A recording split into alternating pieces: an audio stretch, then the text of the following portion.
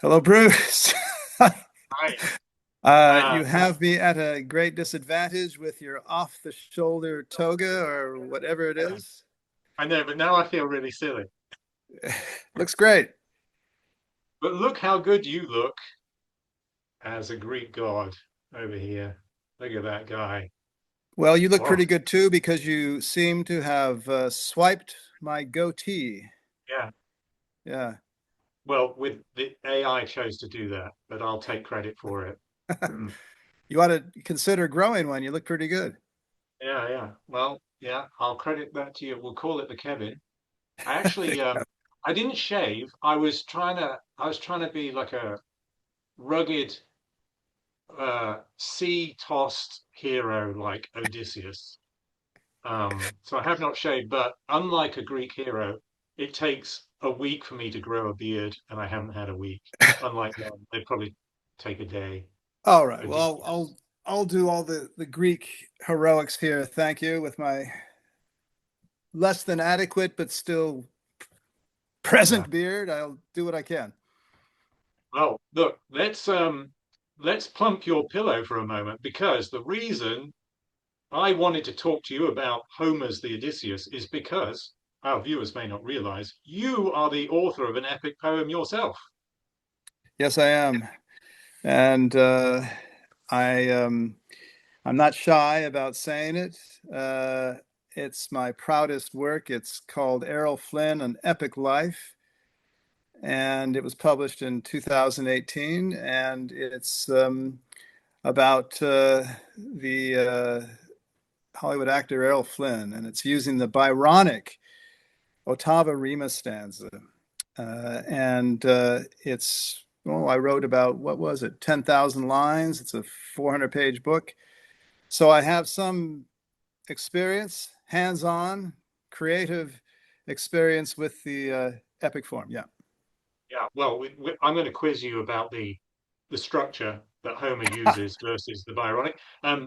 But you just mentioned the length of your poem. Do you know how many words are in your poem?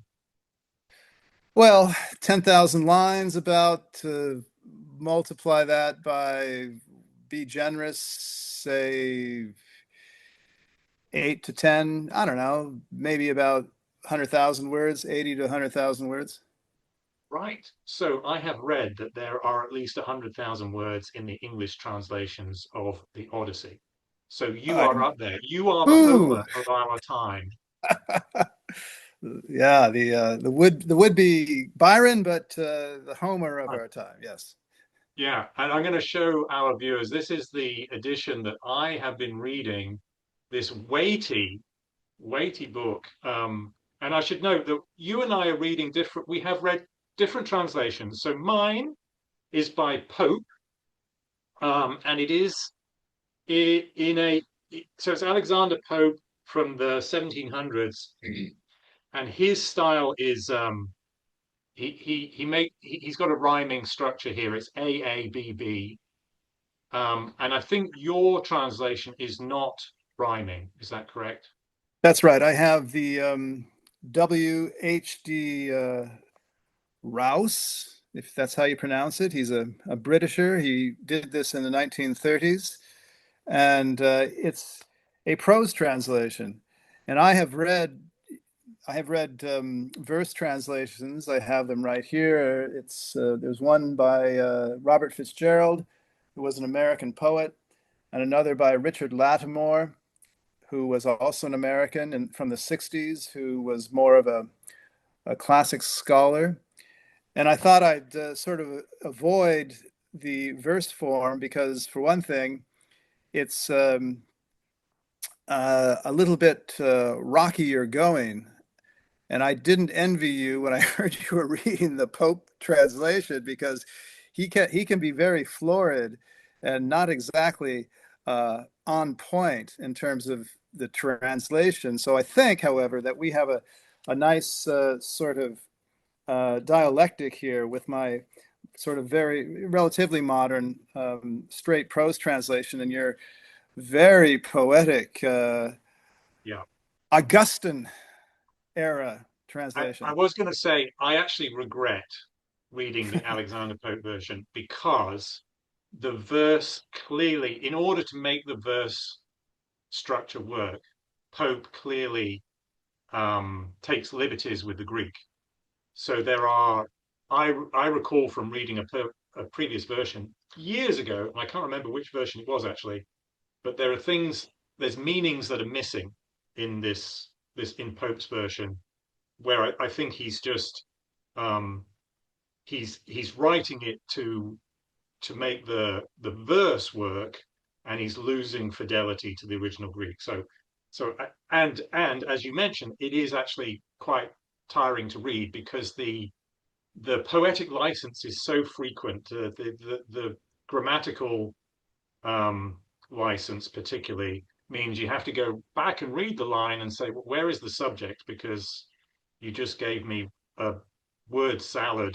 The words are in all sorts of strange orders in order to get that rhyme at the end of the sentence. I did find it a difficult read.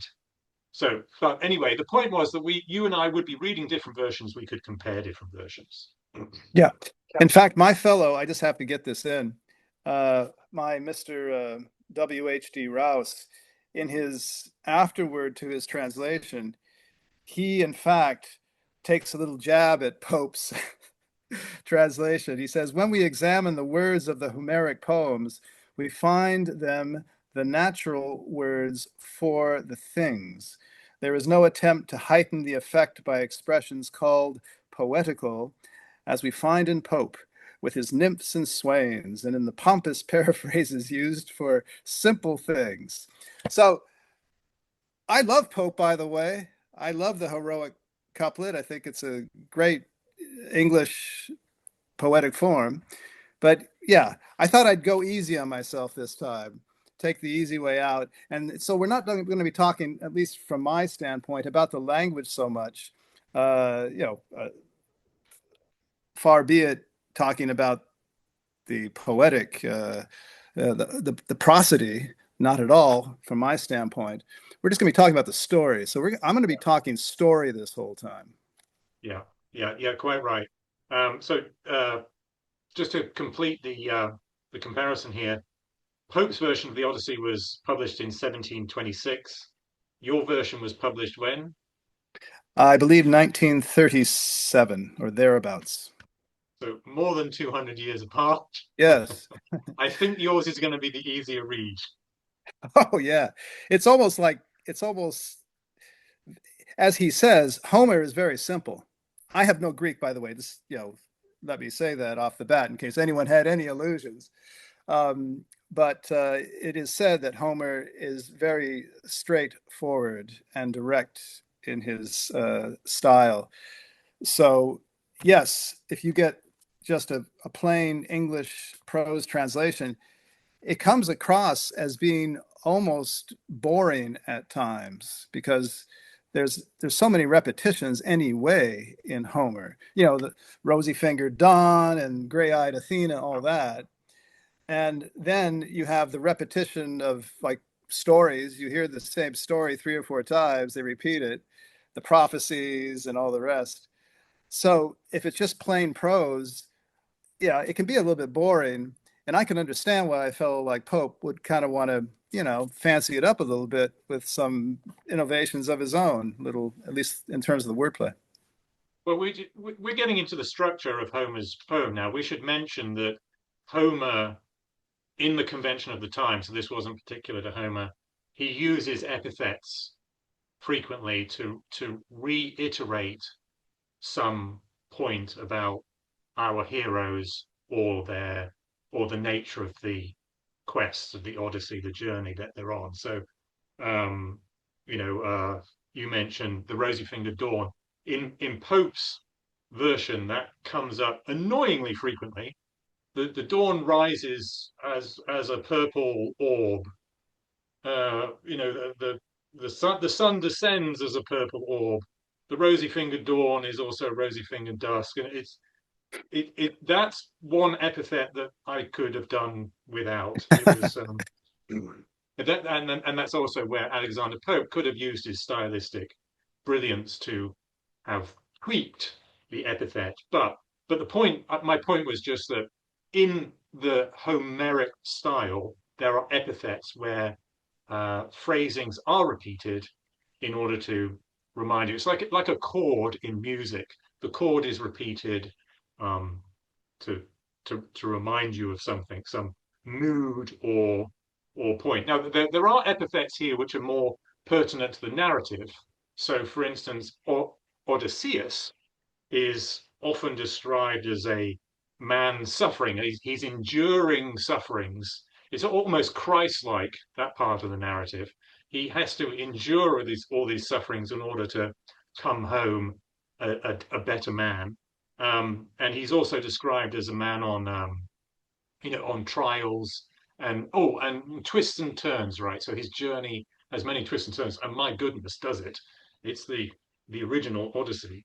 So those are the epithets we will see. I should ask you any epithets which strike in your mind as good or annoying. Well, I guess those two because I mentioned them right off the bat. The wine dark sea, Yes, um, because they are at sea quite a bit. So yes. we get a lot of wine dark sea going. And by the way, on the sea, Alexander Pope is always referring to the main. So it's it's the main ocean that they slip onto the main or they are wind tossed on the main. As, oh God, please change that word. Please just say ocean or sea or Yeah, something or waves or something. I'm just sick of seeing the main. yeah. Then there's the then there's the thundering Zeus or thunder, depending on what exactly the original Greek was. The thunderbolt hurling Zeus, because Zeus plays a big role here too. In case you didn't notice, Yeah, the gods. I must just say this right off the bat. Um, I'll um, I'll play my cards here right off the bat. The gods and their interventions get me down a little bit. I have a modern sensibility. You've probably gathered that, particularly Bruce, in our talks about 20th century literature. I like pace. I like rapidity, and I also like real, authentically motivated cause and effect. And I don't like these literal uh, capricious dei, gods. dei ex machina. Is that the plural of deus? I don't like Yeah. that. I have to say, I never liked it when I first read it in college, and it still bothers me. There's just too much of that. And you know who would agree with me? Aristotle would agree with me. Thank you very much. He was the guy who, in fact, criticized this deus ex machina uh, mechanism in Greek tragedy, particularly with Euripides, who was always using it to untangle his plots. He just have some god come down, and the most famous example is not a god, but it's in his Medea, where to escape Jason's wrath for Medea having killed their children, he just takes her up in some kind of, you know, airborne chariot, and she leaves the stage, and that's it. Aristotle criticized that. He said that these sorts of external uh, uh, divine elements, they take away from the real drama that has to resolve itself from within. Uh, your characters have to have internal motivations. The plot has to have twists that are inherent to the internal plot itself. And in the Odyssey, it's like the Iliad. You just have all these gods descending from heaven every few pages and assuming different identities or just being who they are, and everyone on earth just accepting it. It's I think I've made my point. This I don't and never did like about Homer. But it's the 8th century BC. Who am I to judge them and their beliefs? But there you have it. Well, it's only been more than 2,000 years. Maybe it's too soon for you to be criticizing these great. I love it, Kevin. You've already got us into philosophy and literary theory. Um, well done. So you already mentioned Aristotle. There's a couple of important points to bring up here.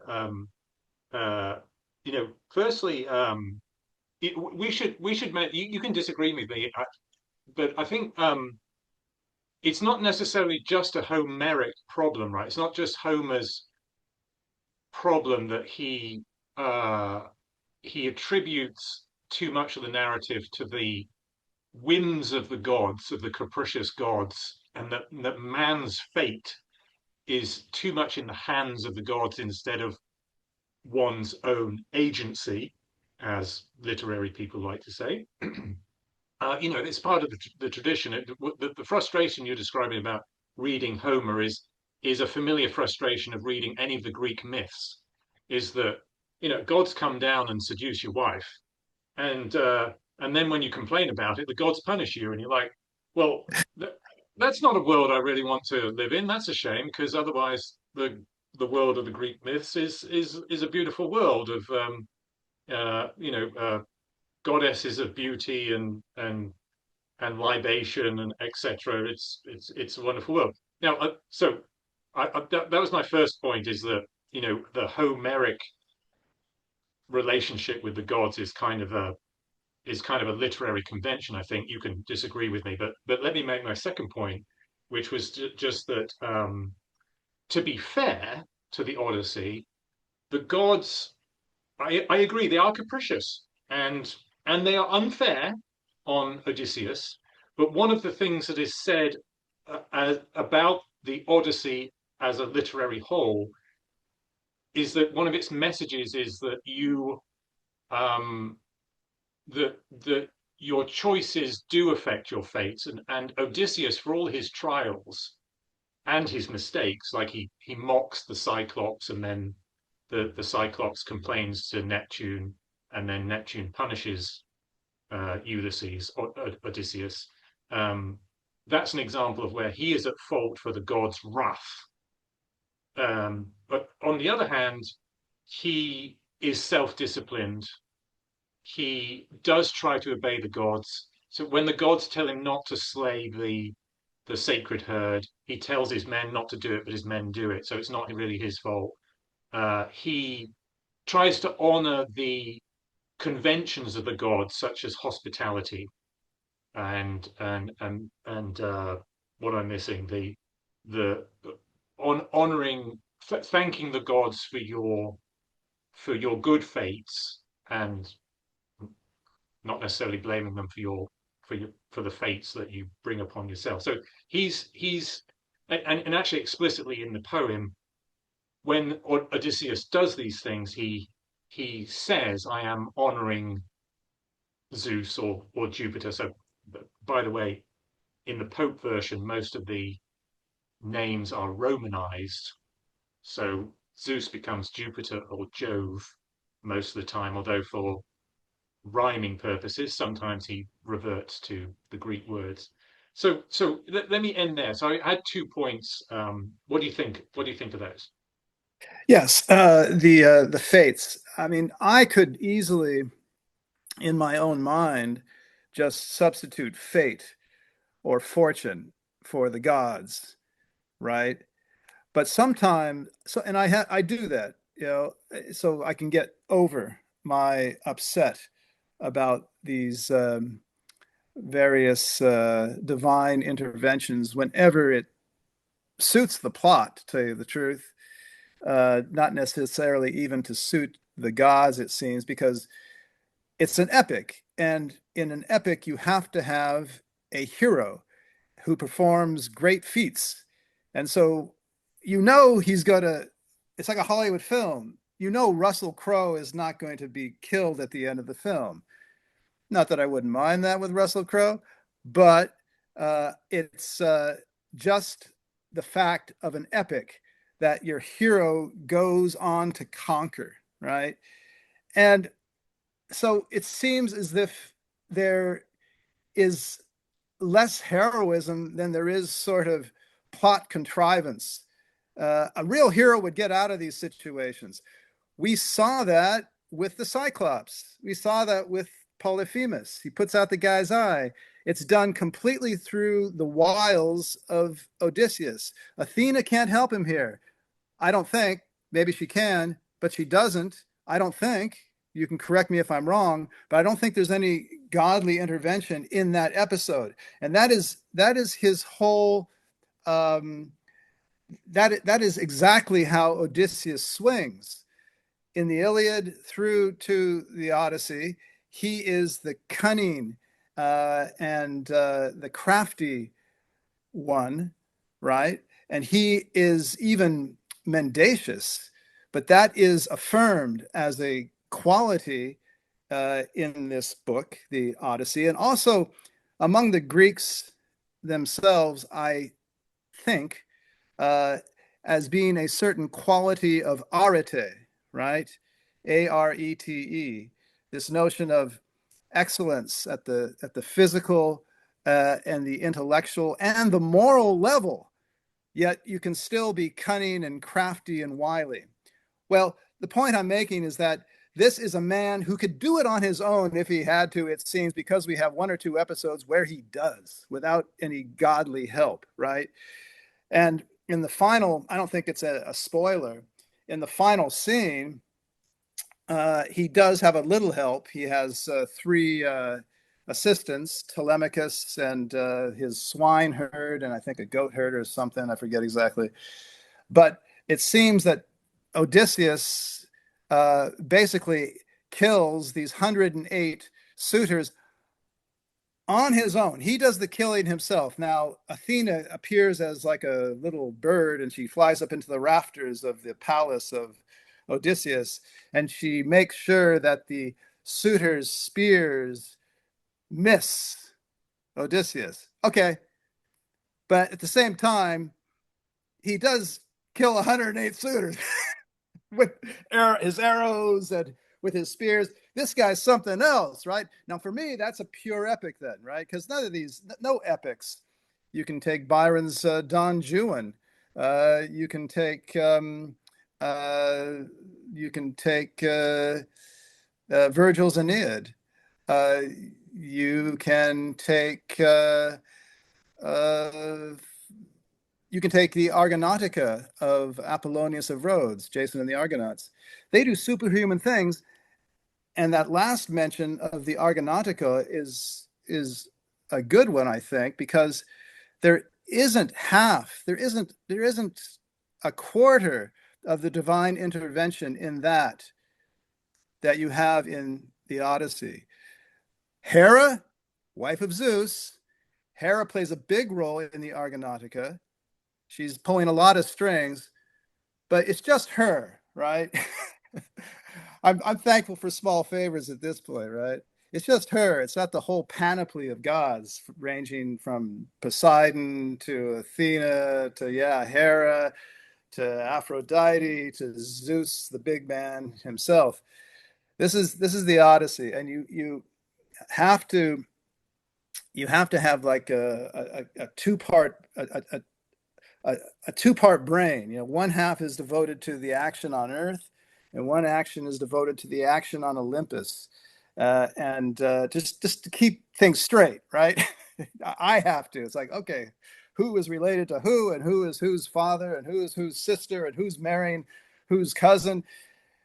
It's like a two-part effort on my part when I read this sort of thing. And I would prefer not to have to make that supreme effort of compartmentalizing my reading of the thing. Yeah. All right. So thank you. We're really getting into it now. I've got four.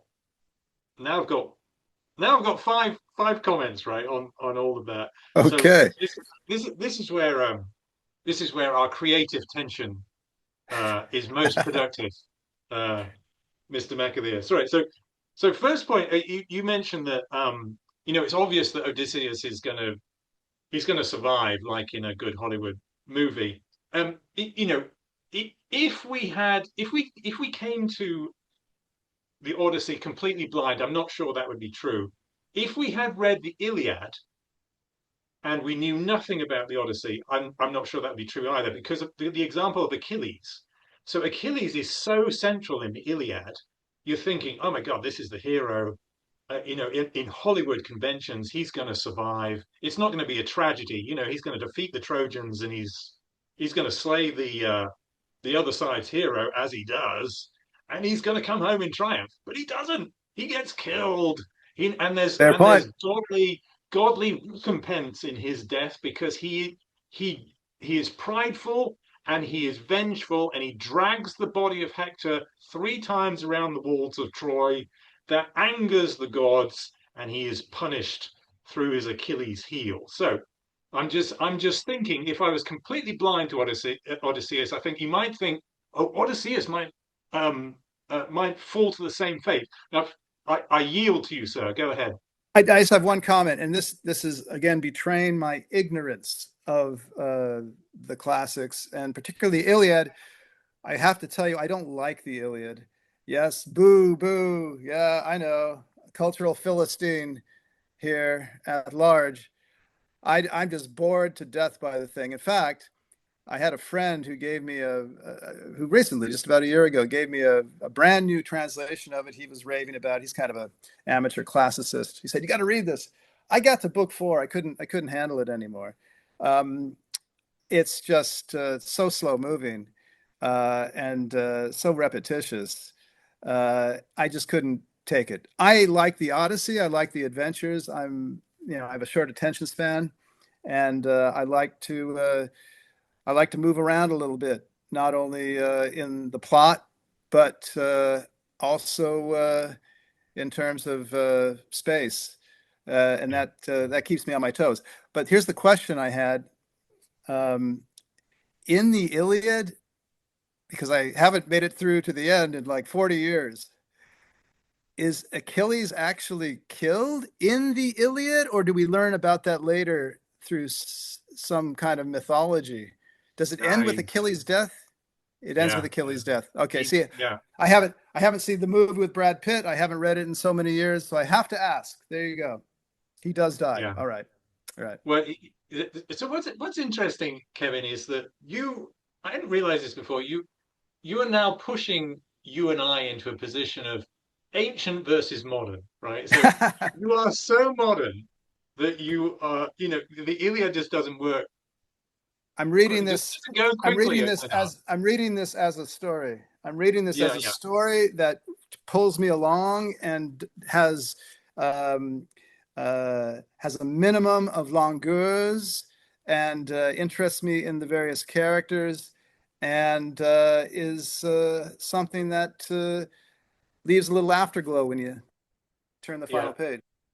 Well, because it sort of does have a happy resolution to the end after all those trials and tribulation. That Yeah, helps. I do agree with you. So I am, for the sake of binary creative tension, I'm happy to pose as the ancient, but I do agree with you that both the Iliad and the Odyssey, actually, I'm going to say the Odyssey it's going to be an intimidating read for a lot of people. I mean, look at the size of this version. It is going to be intimidating, and particularly if one is brought up in modern conventions of, the narrative begins with some gripping flashback or something dramatic, violent. The Odyssey, it's full of violence, but it doesn't begin with violence. It doesn't actually begin with anything epic. There's that invocation, which is sort of hinting of what is to come. That it hints at the trials and tribulations, and I can imagine a lot of modern readers going, "Oh, come on, get to the blood and gore and sex and violence." So and also we should talk later about these structural unconventions by modern standards where the narrative jumps around, right? So you start and you don't start with the hero either. You start with his son Telemachus, and it's several years into the Odyssey, and you only find out about what happened in the preceding 9 years. We're 9 years into the Odyssey at the beginning. You only find out about the preceding 9 years when we eventually catch up with Odysseus himself, and he is in uh, he's with audiences that ask him what happened, and he gets to relate what happened. So it's a strange way of telling a very long story of 20 years of trials and tribulations. It sort of jumps back and forth. Now there are good parts of that structure, which is there's mystery. So there are parts of the narrative that you're wondering, well, how did he end up with what that nymph who trapped him on that island as her boy Calypso. toy? Yeah, Calypso. Yeah, How did yeah. he end up there? You're many books into the hole before you find out how did he get to Calypso. So I mean, Mhm. it's an interesting structure, mystery. We should talk about that structure. Um, so my point was just, this is going to be intimidating, and for viewers who are raised on just Hollywood movies or on short, fast-moving novels, you're going to have to steel yourself, rationalize that you're in a mystery, and you got to be patient to have these flashbacks and what do you call them? These recollections into the past of the hero's story. Sorry, did you want to comment on that before I move No, on? no, you're going great guns. I would just say that there is, I think, needless repetition. However, uh, again, bringing the modern sensibility to it. For example, right at the start, uh, yes, we can maybe get into the structure. Keep your comments in mind, Bruce. But I wanted to get this in very briefly. Yeah. Um, the first four books of the Odyssey, there are 24 books. They are in fact called the Telemachia because they're just talking about Telemachus, the son of Odysseus, who has been left alone with his mother in Ithaca off the west coast of the Greek mainland, and going on 17, 18 years. So he was just an infant when Odysseus left, or I don't even know if he was born. Maybe Penelope, his wife, was just pregnant with the child. I don't know, but Well, he's quite just, young. just a note. So there's around in the middle of the book.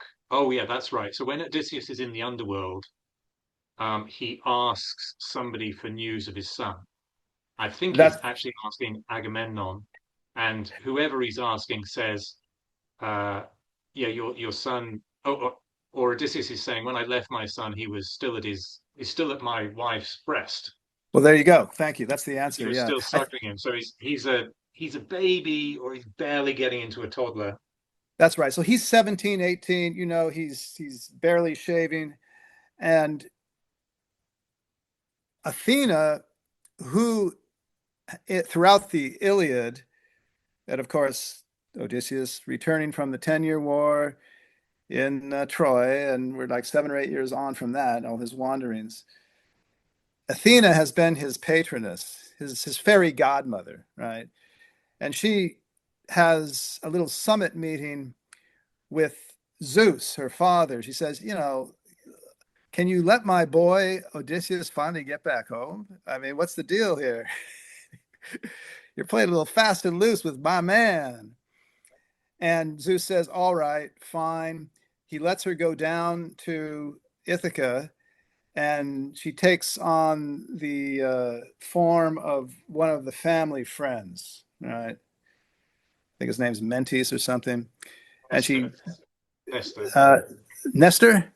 yeah. Not quite Nestor. Yeah, you're right. Later she does. But when she comes down initially, she takes on this identity of some friend of the family, and she gets invited into the palace, and she whispers in Telemachus's ear, "Hey boy, you got to get on the stick.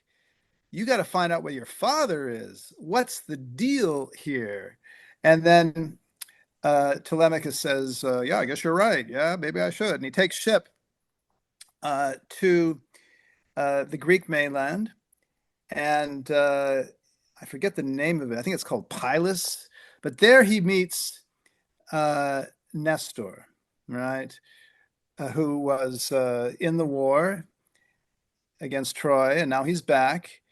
And he doesn't have much information about Odysseus. He's lost track of him. But he then tells him about what happened to Agamemnon,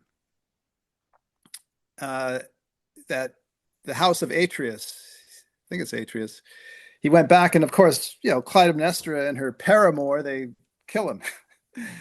And then Orestes, the son, he kills Clytemnestra.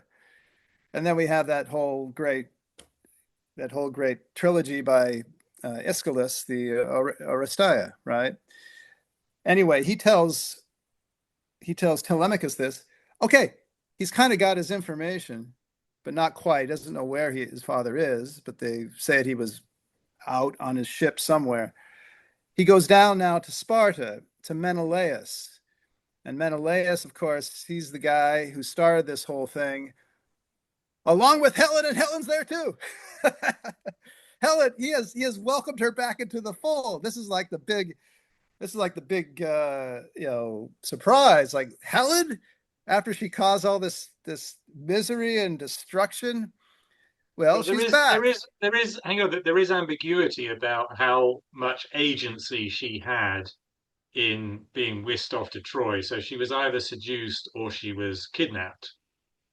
Right. Okay. So, but she is certainly playing the prima donna still.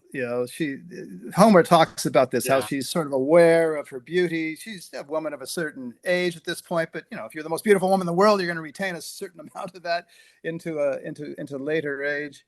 Well, interestingly, we can talk about this too later. But interestingly, there is a hint of tension in the marriage with Menelaus and Helen, because she is drugging the wine, which makes everybody happy. Yeah. Right, so they can go like to sleep. It's an ancient form of soma, like in Aldous Huxley's Brave New World, the soma, which has no negative side effects, but just makes everybody happy. But she is the one drugging the wine. She has it, which implies that she has reason to keep her husband happy, maybe because he's thinking about whether she was truly adulterous or whether she was faithful. Right. So, and then there is some tension in the dialogue between them where he says she is remembering Odysseus in this absolute way, as this absolute hero. I saw him kill all these foe inside Troy when he was being like this special operator. He was in disguise and he was scouting around inside the walls of Troy, and he killed all these people, and he wasn't fussed about it at all. And Menelaus says, basically, lady, you are, you tend to embellish, which is also hinting at what, implicitly, or you could imagine when she comes home to Sparta and says, "No, I was kidnapped. I didn't want to go. I wasn't seduced at all. I was not willing at all." He said, "Well, Yeah. madam, you embellish." Yeah, that will remain a mystery, I guess, how involved she actually was in her own abduction. But sorry, keep going. No, that's it. No, that's all interesting details for our viewers, in case they haven't read the book.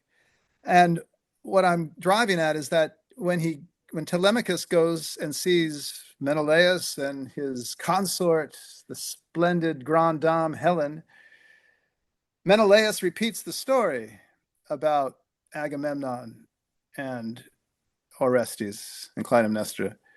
He does then give Telemachus a little bit of information about his father. Yes, more than a little. He says he's on this island with this sorceress, or something of a sorceress. She's kind of, an attractive babe too, I think, is how she's described. So she's keeping Telemachus's father, Odysseus, captive, and has been for the past 7 years. So we get that new information. But the stuff about Agamemnon and Clytemnestra and Orestes, we just heard it. So if only for the reader, why do you have to repeat this story? What I've read a little criticism, they say, well, we just want to impress upon this young lad, Telemachus, that he has to take Orestes as an example. You have to get your house in order. You have to avenge your father, right? Okay, but the reader got it the first time. Okay, we got it the first time. We don't need to hear it again. We're just scratching our heads like, man, I could have just saved 5-10 minutes of my life here by having to reread that whole thing. The stuff about Menelaus, telling him of where his father is. That's important. But we could have had the Agamemnon story with Nestor, and then he goes off to Sparta and gets the Calypso story, right? So I'm looking at this from a completely structural point of view. What is useful for the reader and what is not, and that was completely not useful for me. And just to add one last thing, that would have been a great opportunity. The first episode where Athena comes down and whispers in Telemachus's ear, "You got to get your house in order, find where your father is." That would have been a great opportunity not to have divine intervention. That would have been a great opportunity to have Telemachus just come up with the idea himself, like, God, this has just gone too far. I got to defend the honor of my family. A guy, he's feeling his oats, 17, 18. That's when a young man, in my experience, usually wants to kind of prove himself to himself, if only, right? His courage, his resourcefulness. And it should just, you don't have to have Athena whispering in his ear. You can just have him come up with the idea himself. Homer could have written, but Telemachus, he walked in one day, he saw all these gluttonous suitors eating him out of house and home, abusing his mother, and he had enough. He'd reached a breaking point, and he hopped on a ship, right? See, this would be a modern sensibility. This would be even an Aristotelian sensibility, right? It's the idea that the cause and effect arises naturally from the inner logic of the plot. So that would have been a nice opportunity to keep Athena out, because she's appearing so often anyway on down the line. I'm finished. Pick it up where you left off, Bruce. I'm sorry. Brilliant, brilliant as you are. So I can empathize with your modern narrative demands, Mr. McAleer. Uh, I can empathize with that. But posing as the ancient, I think it's necessary to Telemachus to be on his own Odyssey.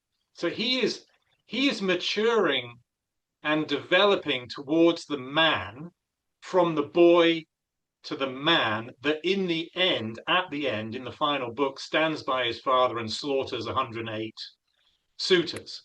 At the beginning, he is uncertain, and he's certainly ethically horrified by the suitors gorging their way through his land's livestock and wheat and barley.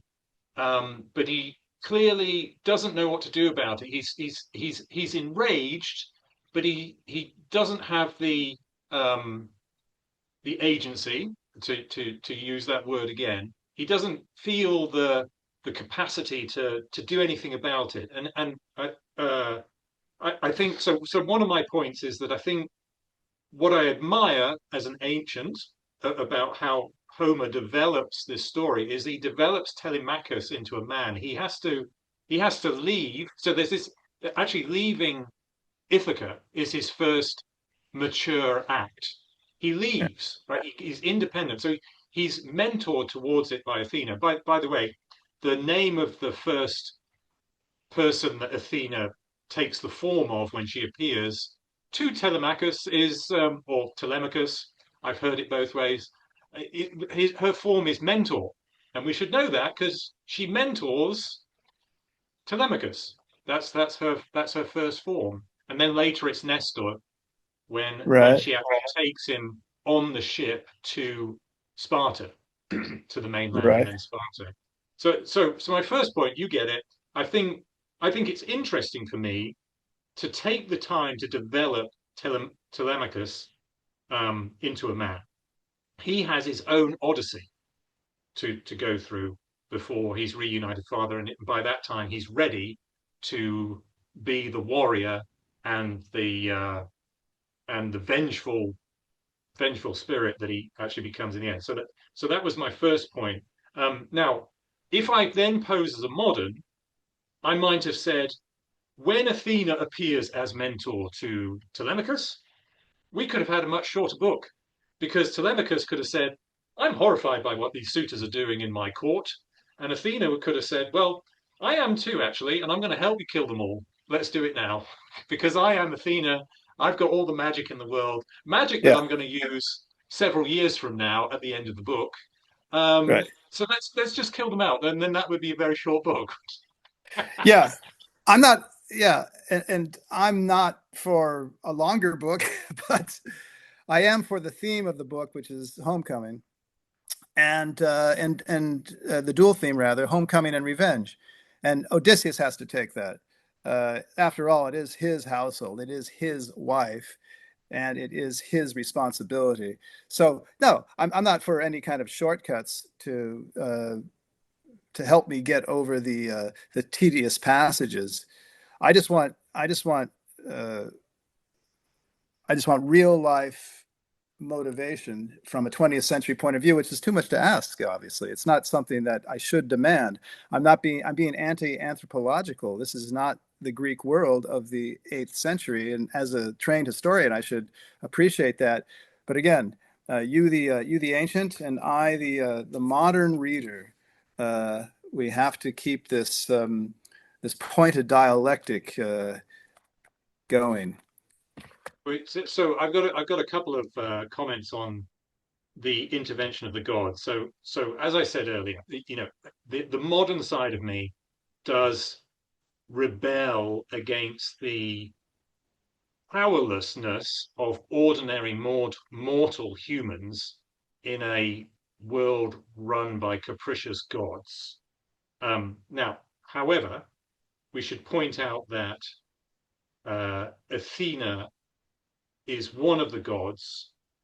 She's not the only one in the Odyssey, but she's one of the gods that helps Odysseus. Hermes is another one, or Nike, Hermes, Nike.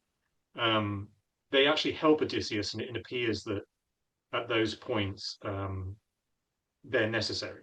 They're not just helpful; they're actually necessary to Odysseus' survival. So one scenario I can think of is where Odysseus's crew is turned into pigs by that nymph whose name I forget. Well, Kirke is how the Greeks Oh, said it, oh, but yeah, we say Circe because of the Latinization. But yeah, Kirke, yeah. Circe, yeah.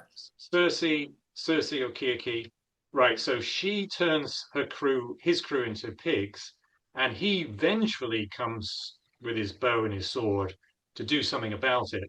And Hermes stops him in the forest on the way there and says, hang on a minute. Let me give you some advice. So what you have to do is you have to take this drug. I'm going to give you this drug or this leaf. You take this leaf, then you're immune against her drug that would make you turn into a pig. So, without that, presumably Right. Odysseus would have walked into the same trap. He would have been turned into pigs, and that's the end of the Odyssey. He's a pig, and he's going to get devoured at some point. So on, so I'm just trying to make the point that on to the credit of the gods, some of the gods, some of the time do try to do good for the hero here.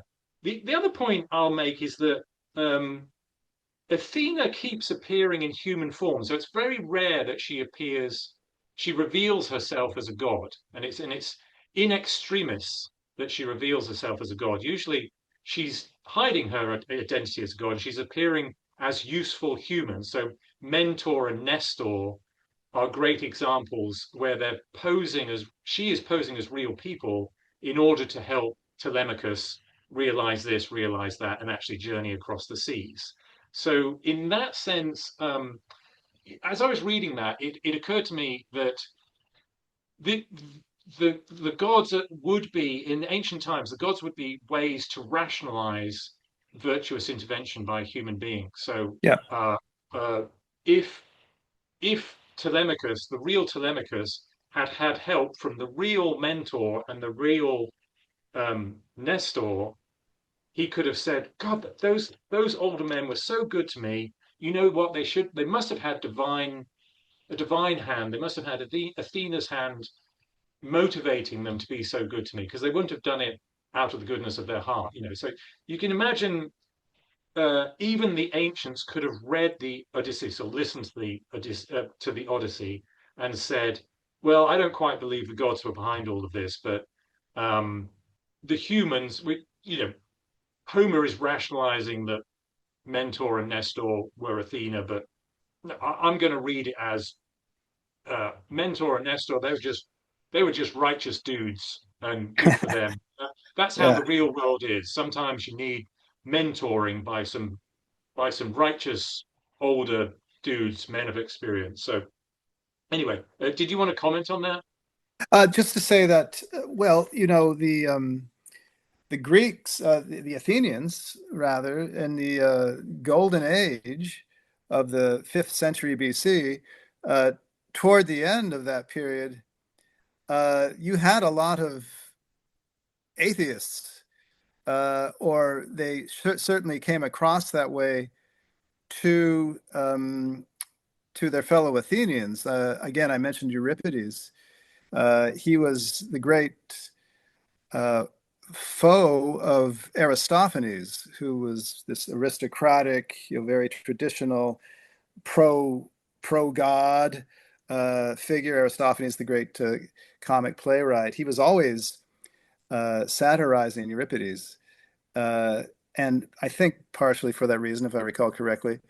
And Euripides, although he used the Deus ex machina, it was just it was just a it was just to cut the Gordian knot of some of his plots.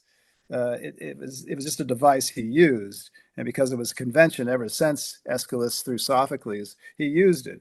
But whether he was a believer or not, it seems that he probably wasn't. And then, of course, Socrates, he has to take hemlock in 399 because he was corrupting the youth of Athens through his impiety, which is a shorthand for saying he was an atheist. So it's not just me, not that he didn't like their Homer, but you had a lot of dissenting voices. You didn't have everyone buying into this stuff, right? Even in the golden age of Athens. But I take your point that this is how they rationalized certain inexplicable events, impulses, and that's perfectly okay. I mean, we do it today. I mean, you see some American football player, after the game, win the Super Bowl. Yeah, I want to thank God. I want to thank God. Uh, what about the other side? God was Gott mit uns, Gott mit uns. So yeah, into the 21st century, you have ostensibly college-educated men. Nothing against religion, but they are professing their faith. So, who am I to take wax at this divine intervention stuff? Yeah. Well, I'm going to point out that modern narratives, and I was going to say literature, but it is in literature, but it's probably better exemplified by movies. Modern creative arts, they have their version of divine intervention in form of magic and superhero powers, Yeah, right? So you can think of the superheroes, which, by the way, is particularly strong, most strong in American culture, which is a very Christian culture, very devout Christian culture, but it has a lot of magic and particularly superheroes in its popular culture. And really, right, superheroes, they're like the gods. They're like the ancient Greek gods. They can fly through the air and smite. They can smite people, and they're gorgeous, and they can seduce people too. And they could do a lot of things that the ancient Greek gods did. And we have magic, as I mentioned, very strong in Western popular culture. And I was reminded of that because those are also literary devices which I think lazy authors use to get round plot difficulties that otherwise uh, would be certainly incredible, if not annoyingly contrived. But I mean, I think magic is generally a contrivance yeah. in And this. I just, people, you have to understand. I mean, you don't have to accept anything I say at face value. For example, I hate superhero movies. I hate fantasy novels. Nothing against J.R. Tolkien. I hear he's great, but just doesn't attract me, this genre of fantasy. So this is whom you're dealing with. I don't mean to make an issue of this for the next, for the entire 2 hours or however much we spend talking I about don't this. think you are. No, Yeah, and I certainly wasn't trying to suggest that you were. I share with you actually a distaste for fantasy movies and superhero movies and generally magic movies for that matter. That as I say, I find them contrivances. I actually a sort of uh, induction from that, or an implication from that, is I actually am more comfortable with Greek myths than I am with modern American superhero movies. Because, by the way, the Greek gods are more human. It's one of the Yeah. ironies about the Greek gods is that they have all these human traits. Like they are moody and they're angry and vengeful and lustful, and it actually, ironically, makes them more believable. Yeah. I like that anthropomorphic element too. Yeah. I should have added, but you did it for me. Thanks. Yeah. I do like that aspect. They're flawed. They are more flawed than Batman, who is apparently a very flawed superhero. Look at Zeus, the guy. You can't keep the guy, at home. He's always going down to Earth to impregnate some young lovely, and then propagate uh, his divine species. That's why everyone's related to each other, because Zeus is the top guy, and everyone descends from him, and they're all related because of his basically his what's the word? It evades me right Lust. now. His lust, yes, his promiscuity, and so there you have it, right there. One example, and I like that. Yes, I enjoy that. It makes it's as if it's just fun. Just we're just having fun with it when it's at that level, right? This isn't some this isn't some unseen, God. He's described very vividly his moods, his schemes, his powers, uh, and the Greeks, they had no problem. They were not like the Hebrews, uh, their their contemporaries, who did not deign to create an image of their god. They did all over the place. Athena, that was the statue in the Parthenon, right? You had this massive statue of her. They did that all over the place with their gods, and that's the kind of thing I like. They're not going to make it's as if they don't take it entirely seriously. You know they did, but there's a certain playful element to it, which I enjoy. Yeah. Okay, I'm with you. All right, so I got couple more points to make about the Odyssey in general, and which are stimulated by your good self, and then I'll turn it back to you. Um, so you were talking earlier about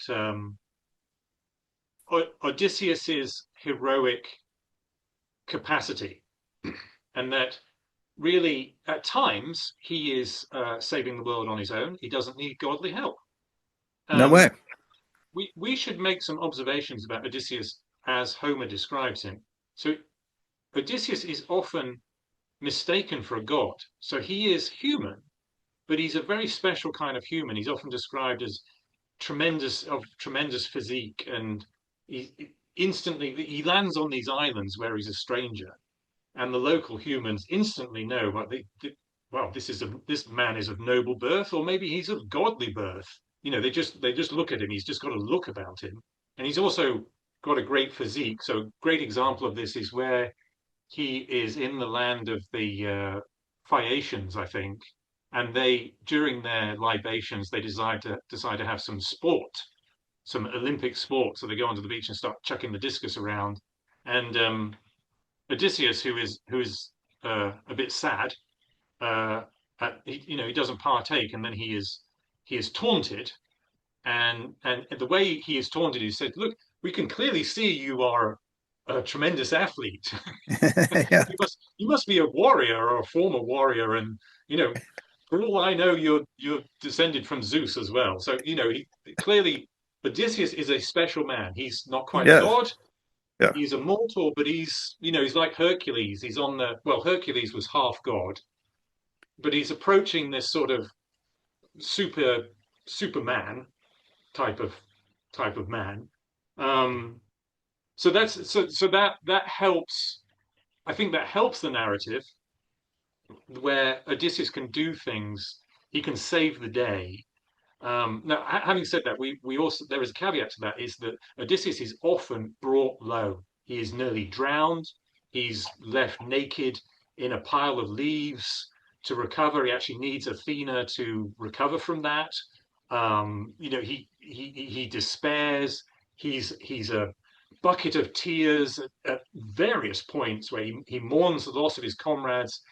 When he's on the island of Calypso, he cries all the time because he wants to get back to Ithaca. So at times he is weak and he's feeble and he's fragile and he is mortal.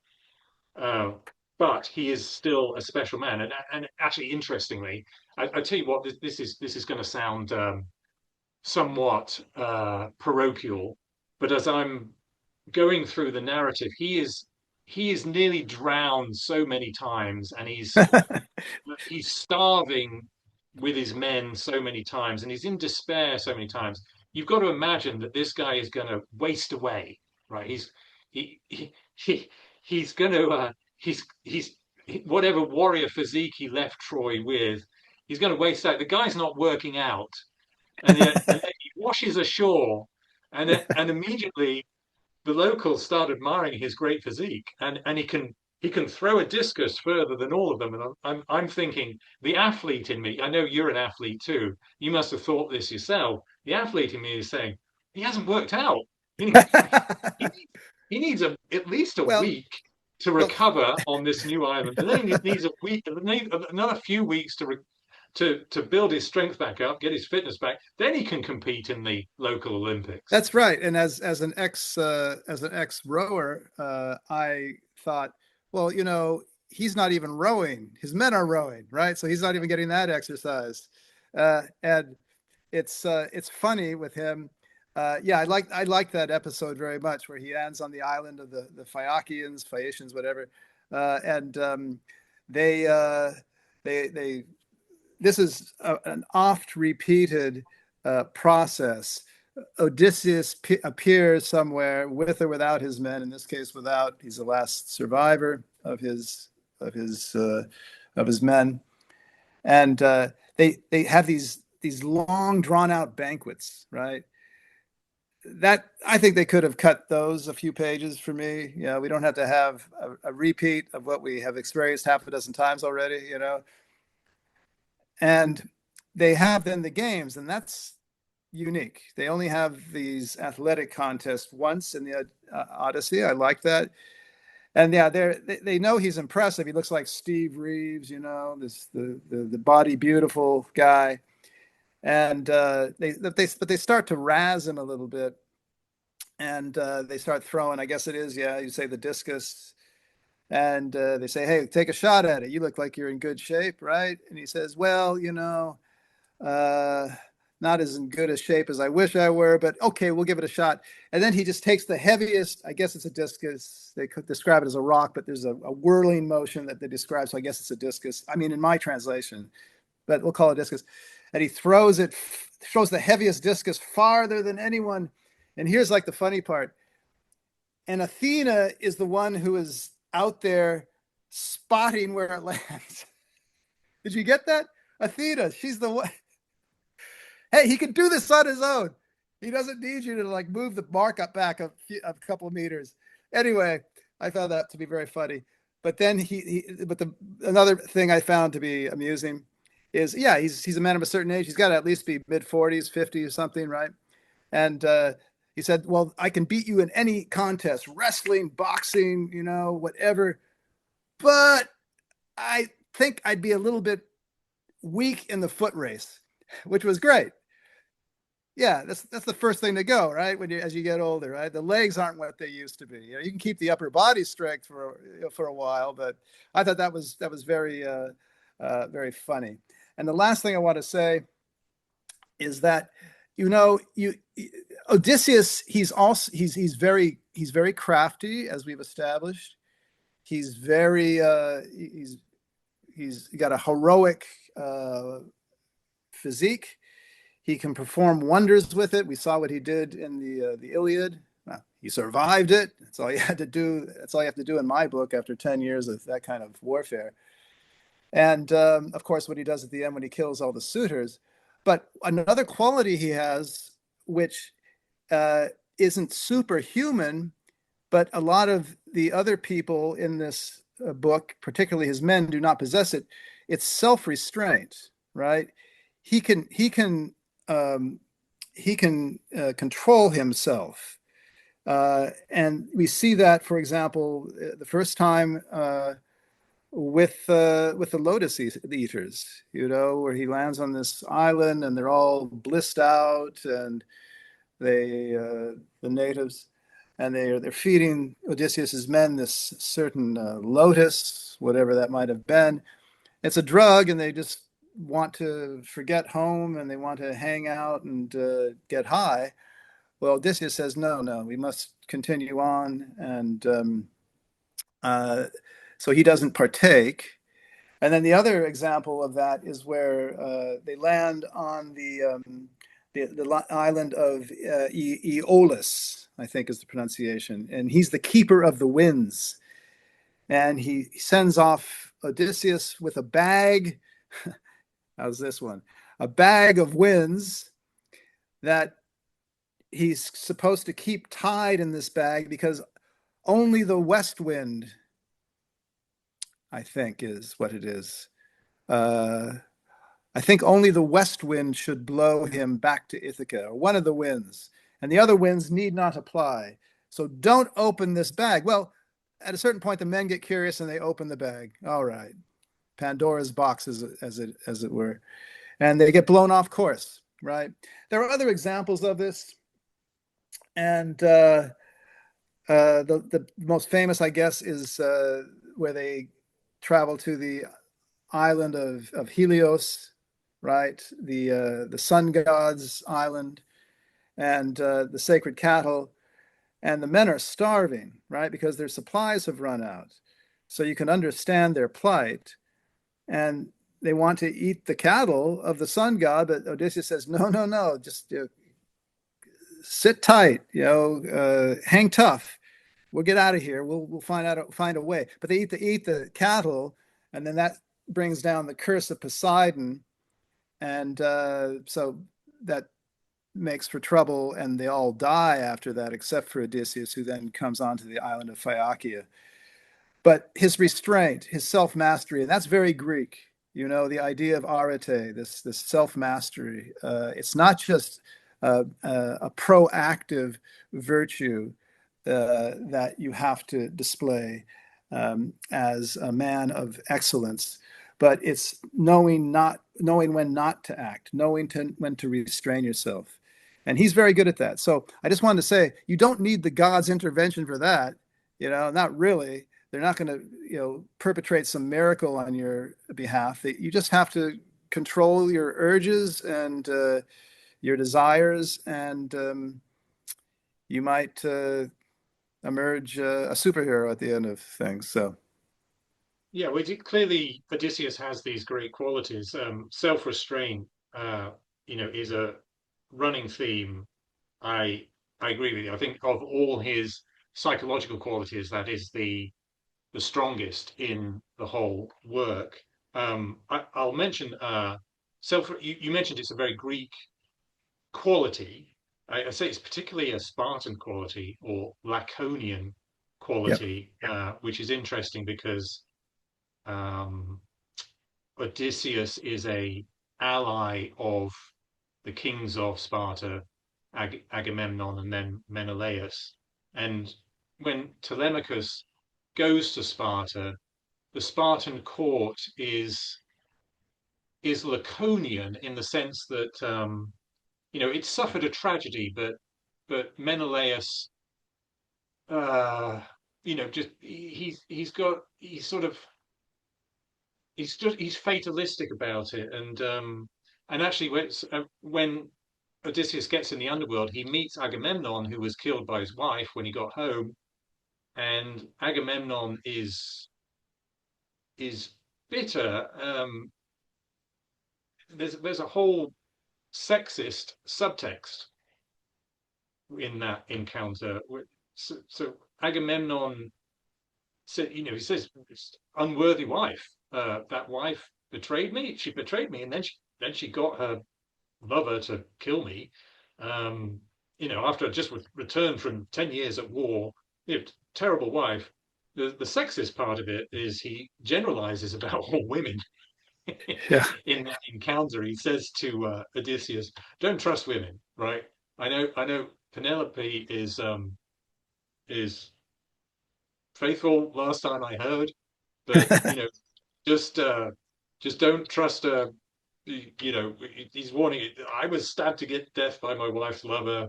Don't assume that it's not going to happen to you. And that's, as you know, that's clearly a concern when Odysseus comes back. And Penelope and Odysseus have these various encounters. He's in disguise, but she may actually realize it. But they have this sort of uh, back and forth, which is it's like a psychological wrestle where she is hinting that she knows who he is. Maybe it's ambiguous, and he is hinting who he is, but he actually can't reveal who he is because he has this plan to kill all the suitors, and it would not work if the suitors got any hint of it. So he's hiding his identity even from her, but he's sort of probing her, like, how have you behaved while I've been away? And she's probing him, like, you seem like a noble sort of man. What do you know about my husband Odysseus? And he's sort of dancing. They're both dancing around each other. And then even when he's killed the suitors, they still dance around each other. There's that moment where she was asleep during the slaughter of the suitors, and she comes downstairs and they still haven't touched, and they have a further back and forth where she he's covered in blood, which would be repellent, but she doesn't go up to him and hug him, and her son, their son, says, "Mother, how can you ignore my father? He's just he's returned after 20 years. Hurrah!" And she's, you tell me how you characterize it, but it's a strange back and forth where she says basically she needs some time, and then Odysseus says, "Well, I need some time too." And then they have that back and forth about the beds, and she says, "Well, maybe we should bring the marital bed out of my room or our room into the corridor." And he says, "Damn it, you're not moving my bed, and you couldn't move my bed because I built that bed, and it's partly built out of a tree that is rooted into the ground, Yeah. which may be a way of him to prove she may have tricked him into proving that he's really Odysseus." But in it, either they don't know each other, or they do know each other, but they're dancing around, they're hiding their recognition of the fact. And they, but you can imagine, actually, I found it psychologically realistic. You can imagine in the real world, you've been separated for 20 years, and the wife you married was only 18 or something at the time. You barely knew her when you left. 20 years go by, you come back. You are strangers, and you need to rediscover each other, right? What do you think? Yeah. Well, here I'm less generous with you when it comes to this plot point. I was very confused. Uh, why? Because it, it seems to me that she should have recognized it. But Uh, maybe she did, right? Maybe she did. yeah, let's just stick with my first point. Maybe she did, but it seems to me that she should have, because the nurse recognizes him. She says so. I wrote it down especially so I'd have it handy. Uh, the nurse, before she even starts to wash his feet and sees the scar on where is it, on his hip, on the inside of his thigh, wherever it is, she sees a scar that she was well familiar with. This is his nurse. She nursed him. She's about 7 years old. She's an older woman, so she knows him quite well, maybe even better than Penelope. Yes, I grant you that. But before she even saw the scar, and then Odysseus claps his hand over her mouth and says, "Don't say anything. You see the scar. You know I got this scar. Okay, it's me, right?"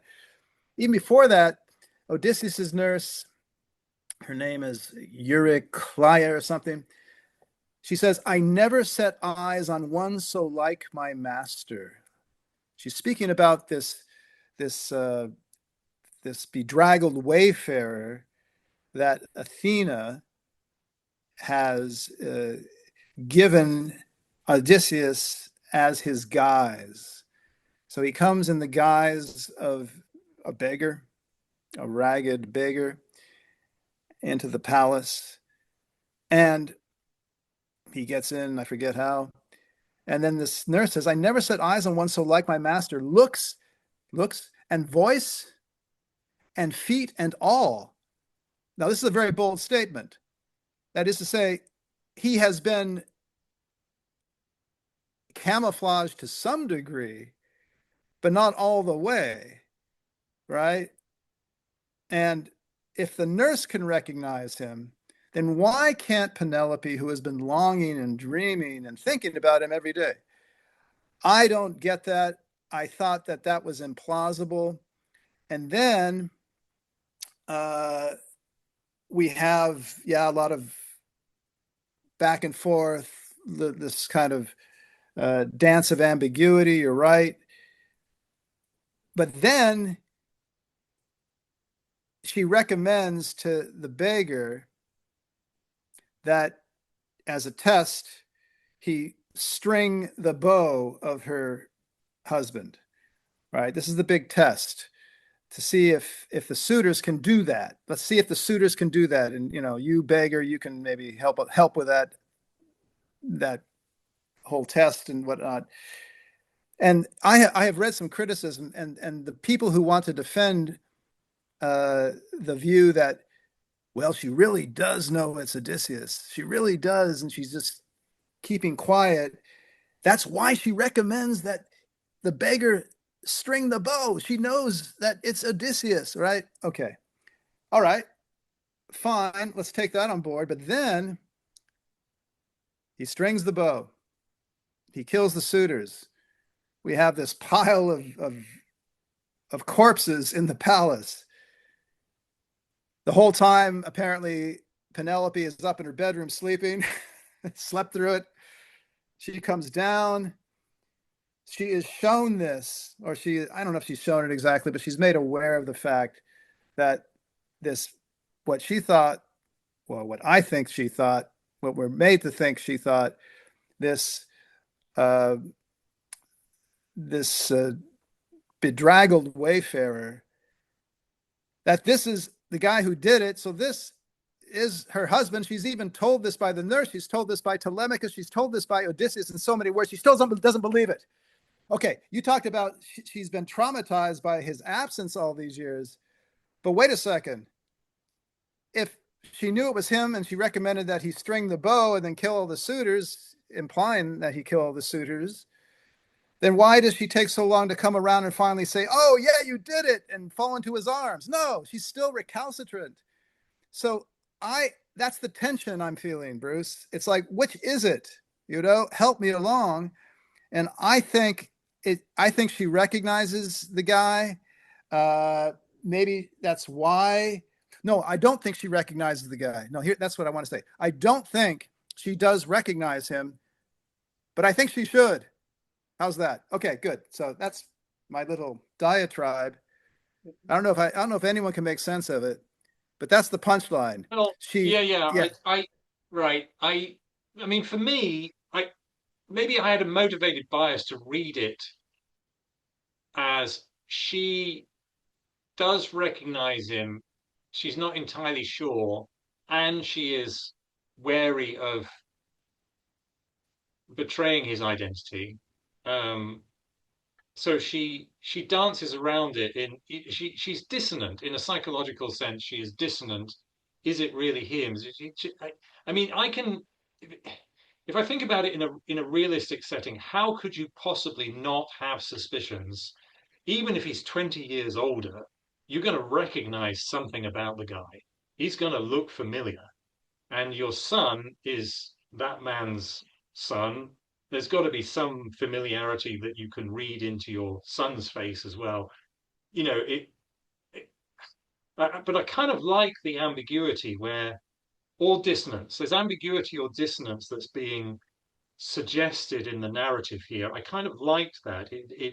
It's there's a certain realism to it, and which is always good. I often in our discussions I often appreciate the realism in what we are reading, but also the ambiguity allows the reader to choose how to interpret it that Yeah. works best for them. So I kind of like that.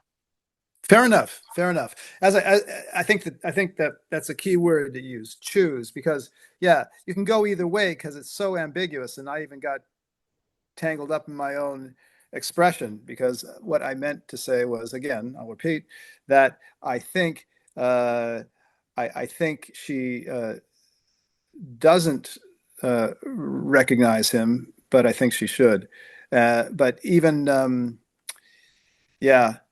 Uh, but the way that Homer escapes responsibility here is that we don't know exactly what Athena has done to him. We don't know precisely how she has changed him. Uh, the nurse recognizes him, okay, because of Penelope's own trauma and disappointed hopes on so many occasions. She's going to be very careful. Fine.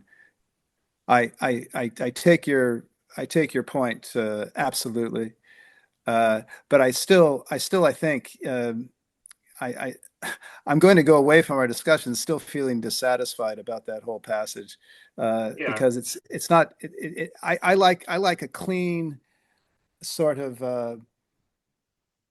I like a clean sort of psychological uh, understanding at least of what's going on. And for Yeah. me, it's not apparent in that respect. But I think for me, reading it, the resolution is in that discussion about the bed. All right, So yeah, well, that's the the resolution. But ambiguity, yeah, even the then, she ambiguity hesitates. ends. Yeah, Right. even then she hesitates. It's like so there could be a point in your favor. The fact that even then, when she gets the absolute certainty that this is my husband, he knows that Yeah. it's one of the bedsteads is a tree trunk. She still even hesitates then. So that would be even more in your favor. That she's yeah she can't process it. Well, you could explain her hesitancy then is discomfort with any man. Like she has been 20 years without any man. She has actually been faithful. Homer is very clear on that. She has not been with any man, even though at various points it looks like the suitors are going to rape her or carry her off against her will. They're going to force her. Um, but she has not been with a man, so it's almost you could psychologically explain her hesitation at that point is that now she's gone through this dissonance. Now she suddenly realizes, or she's sure, God damn, it's got to be Odysseus. He knows about the bed. He made the bed. He just described how he made the bed. It is Odysseus, but she's still hesitant because last time she was with a man, she was 18 years old, and now there's this guy who's she's just seen covered in blood and gore, and he's very powerful. He's just demonstrated his warrior masculinity, which has implications on the feminine side. It's the masculinity is attractive, but it's also threatening. That psychological dilemma Of course, yeah. for the feminine side. So I can imagine that her hesitancy could be explained as uh, I'm not ready to get intimate with my husband, even though he is my husband. Right. Well, good. I mean, yeah, we don't have to belabor this. I mean, you're going down this path on my account, Bruce. I appreciate it, but I will say this: that you have brought me to the idea that I would be more comfortable with her. Yes, um, uh, having recognized him, but just not ready to acknowledge that fact publicly. So Right. there I can accept the whole episode. Yes. And in fact, if we were writing a movie script, we would probably resolve the presentation of this dance between the two of them in that way. That Yeah. she's just reticent about getting intimate again. By the way, can we go to the relevant page? If you can find it, Sure. it's in book 30, book 23, Yeah. and it's where uh, Odysseus orders Telemachus to go bathe, and then Odysseus bathes, and it's at that point that Athena enhances his attractiveness. So she does, I have as it. she's I have it. done. Yeah. Yeah. So I Yeah. want to compare this is where we should compare the translations. Sure. Uh, I'll go I think, first. So I'll go first so that the viewers get a basic understanding. Then you can go to your Pope poetry. you go ahead. All right. I think I got it. Uh, Within that house, Eurynome bathed Odysseus and rubbed him down and gave him good clothes. Is that where we should be? Then he seemed another Yeah, man, yeah, taller and stronger than before, and splendid from head to foot by grace of Athena. His head covered with a thick, curly crop like the thick, clustering petals of the hyacinth. He was a noble and brilliant figure. You might think of some perfect work of art made by one who is inspired by the divine artists. Hephaestus and Pallas Athena, brilliant with gold over silver. He came out of the bathroom looking more like a god than a man. Is that the passage, yeah. Well, more or let me less? compare how Alexander Okay. Pope's. My goodness, is it flowery? You were right. Yeah. It is flowery by comparison. So get this. All right. Meanwhile, the wearied king the bath ascends. With faithful cares, Eurynome attends. O'er every limb a shower of fragrance sheds. Then, dressed in pomp, magnificent he treads. The warrior goddess gives his frame to shine, with majesty enlarged and grace divine.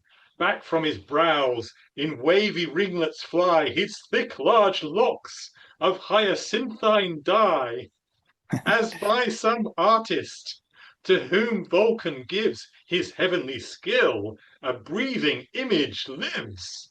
By Pallas taught, he frames the wondrous mould, and the pale silver glows with fusile gold. So Pallas his heroic form improves, with bloom divine, and like a god he moves. That's I great. mean, I'm just laughing. I couldn't stop. I couldn't stop myself laughing as I read that. But that's great stuff. That's actually very comprehensible. Yeah. And it's very, I mean, difficult, folks. He's not just doing the iambic pentameter, but he's rhyming it. Most of the people who are translating Homer into iambic pentameter, it's blank verse. They're not rhyming it, and that's a difficult task. And it's perfectly clear and comprehensible what you just read. Yes, I actually think that verse reads well. I have to say that there are other verses which um, sound too contrived in their rhyming, and they're actually ironically clumsy because the grammar is twisted so much to make the rhyming work that they actually read clumsy. Well, what about a more action-packed passage? For example, I don't know if you can find this offhand, but it's the description of, and it's book 12, and it's just a description on the part of Odysseus when he's speaking to the Phaeacians. Um, by the way, whose queen is named Arete, what we spoke about as that great Greek Yes. virtue. And he's describing his passage through Scylla and Charybdis, which is also uh, very emblematic in my reading of this golden mean, this ideal of the Greeks that Odysseus is having to traverse, right? not too much in one direction, right? Nothing in excess, that motto at the Delphic oracle. Uh, and he's, Scylla and Charybdis, and he's describing how he's trying to thread the needle here. He says, "We passed up the strait, groaning loudly, for on one side was Scylla, on the other Charybdis, swallowed up the salt water in terrible fashion." So Scylla is this monster in this cave, the six-headed monster, and Charybdis is sort of this whirlpool that'll suck a ship down into the lower depths. When she spouted, Charybdis, like a cauldron over a great fire, she seethed up in a swirling mess, and the spray rose high in the air till it fell on the tops of the two cliffs. When she swallowed up the salt seas, she showed deep down in her swirling whirlpool black sand at the bottom, and the rocks all round echoed a bellowing boom. Every man was pale with fear as we gazed in our fear at the death on this side. At the same moment, Scylla grabbed 6 of my men out of the ship, the best and strongest of the crew. I turned, took a glance at the ship, looked for my men, saw their hands and feet already in the air, swinging aloft in the clutches of Scylla, while they called aloud on my name for the last time in despair. As a fisherman stands on a projecting rock with a long rod and throws in ground bait to attract the little fishes, then drops in hook and line, and at last gets a bite and whips him out gasping, so Scylla swung them gasping up to the rock. There in the cave she devoured them, shrieking and stretching out their hands to me in the death struggle. That was the most pitiable sight my eyes ever beheld in all my toils and troubles on the weary ways of the sea. So that was his most pitiable sight, and that is one of the more graphic and horrible descriptions in the Odyssey. There's a number of them. The writing is quite vivid, and Let me yeah, do give you have you a Pope's version. So yeah? Pope's version is actually quite different, and I think it's he does excel. This is one of the cases where he does take more care about the syntax. So it goes, "Now through the rocks, appalled with deep dismay, we bend our course and stem the desperate way. Dire Scylla there a scene of horror forms, and here Charybdis fills the deep with storms. When the tide rushes from her rumbling caves, the rough rock roars, tumultuous boil the waves, they toss, they foam, a wild confusion raise, like waters bubbling over the fiery blaze. Eternal mists obscure the aerial plain, and high above the rock she spouts the main. When in her gulfs the rushing sea subsides, she drains the ocean with the refluent tides. The rock re-bellows with a thundering sound, deep, wondrous deep, below appears the ground. Struck with despair, with trembling hearts we viewed the yawning dungeon and the tumbling flood, when lo! fierce Scylla stooped to seize her prey, stretched her dire jaws, and swept 6 men away. Chiefs of renown, loud echoing shrieks arise. I turn and view them quivering in the skies. They call, and aid with outstretched arms implore. In vain they call, those arms are stretched no more. As from some rock that overhangs the flood, the silent fisher casts the insidious food. With fraudful care he awaits the finny prize, and sudden lifts it quivering to the skies. So the foul monster lifts her prey on high, so pant the wretches struggling in the sky. In the wide dungeon she devours her food. I What do think you that's think? wonderful. I think it's wonderful. I mean, it's got has perfect clarity, and again, it has to, well, perhaps not again, but for the first time, this is a poem that was sung. So it was not only in verse, but it was sung by this poet Homer, whoever he was. If it was a he, some people think it was a she. And there are enough female characters, and not only wicked ones here, to maybe make that argument that it was a woman who wrote this. Uh, but the uh, you have someone singing this, accompanying themselves on a lyre in all likelihood, maybe just a turtle shell strung with gut. But so I would not recommend to viewers, if they're coming to the Odyssey for the first time, to read a straight prose version. Actually, yeah, read something that has a certain melody to it, uh, that has a certain meter, and in this case, even rhyme.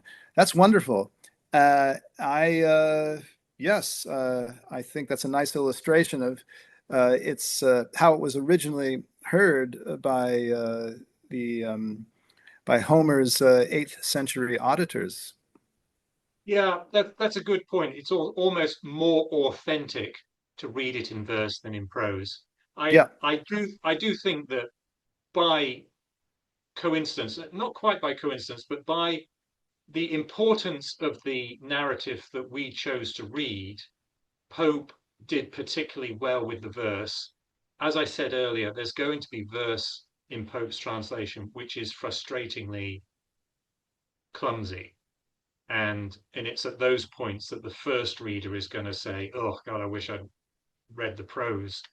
So we're giving the viewer a trade-off to yeah, consider in what version they read.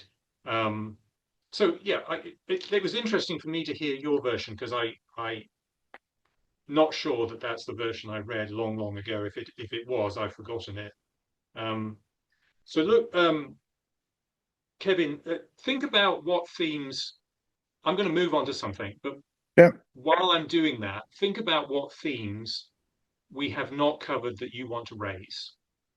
I'm just going to raise the question of the ending because, and we don't have to, we can discuss the ending, but we can still go back to some of the themes that you might want to raise. I'm thinking of the ending because you and I often get into discussions.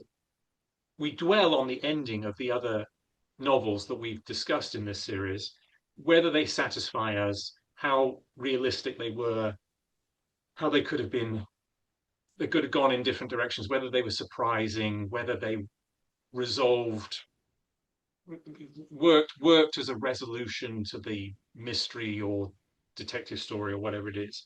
So you keep thinking about what else you want to address. I'm just going to make my observations of the resolution. The ending here is actually more extended than one might expect. Because if this was a Hollywood movie, as we've alluded to before, it would end when Odysseus kills everybody. Hurrah! But it doesn't end there. We've got a couple of books still to go after that. Yeah. Is there is the there is the dance around between husband and wife uh, until they actually spend the night together, and Penelope learns directly from Odysseus all the trials and tribulations.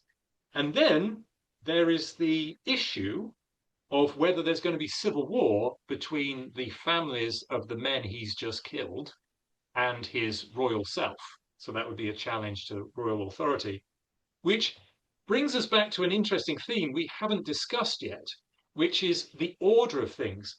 Homer's Odysseus is actually a very conservative work by modern standards. It is asserting the sanctity of marriage and the sanctity of the political order as inherited. So the royal order, the monarchy, everybody is a monarchy. Every regime type in this work is a monarchy, and the monarchs are good. Apart from Troy, implicitly, the monarchs are all good people, and they recognize one of their own in Odysseus, and they honor the convention of hospitality. That they try to do good by their peoples. They are also vengeful, but you get the idea that this the Odyssey is um, asserting the value of things as they are. It's very conservative as we would think about it. And that is reflected in the very ending is the civil war does not happen. Jupiter or Zeus actually intervenes to help to avoid civil war. So he tells the suitors, or he sort of imposes this passivity, this he sort of changes their minds, he makes them feel pacific about the issues. Forget your vengeance, which isn't very realistic. But in any case, we end not only with you Odysseus righting the wrongs, getting home, there's the homecoming. He rights the wrong of these awful suitors who have abused the hospitality of his court, and then he avoids civil war, and the people love him, and he lives forever, a wise and loved king, right? So it's conservative, and in that sense, it's a satisfying resolution, unlike the Iliad, which ends with heroes dying and they still have to get home. Yeah, and again, it's a Deus ex machina at the end. Athena descending to uh, to conciliate the warring parties.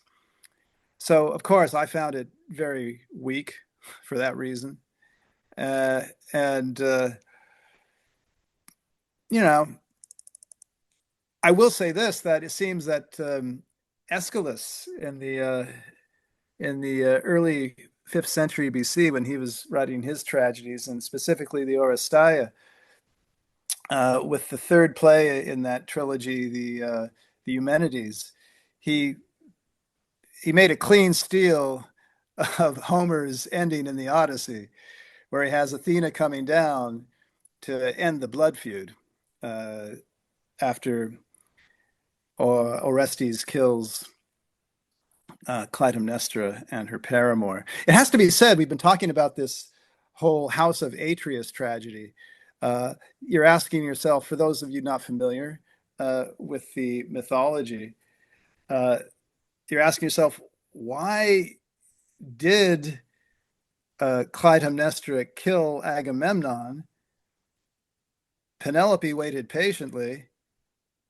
She still loved her man, even though he was gone twice as long. What's the problem here, Clytemnestra? Well, uh, Agamemnon, at the start of the Iliad, he kills their daughter, Iphigenia, right? That must not be forgotten. We can't make a complete a wicked woman out of Clytemnestra in order to get the winds prevailing to the east, to bring the ships to Troy, to bring back Helen, who had been abducted from Agamemnon's brother Menelaus. Okay, so Clytemnestra kills her husband not because she's such the anti-Penelope she is portrayed in this book, but there's a little bit of a backstory, right? If your husband kills your daughter, you're going to have a little bit of vengeance in your heart. All right. But then at the end of the trilogy in the Eumenides, Aeschylus just takes a page out of the Odyssey, and he has Athena come down, and we have resolved the warring parties, and the blood feud has been forestalled.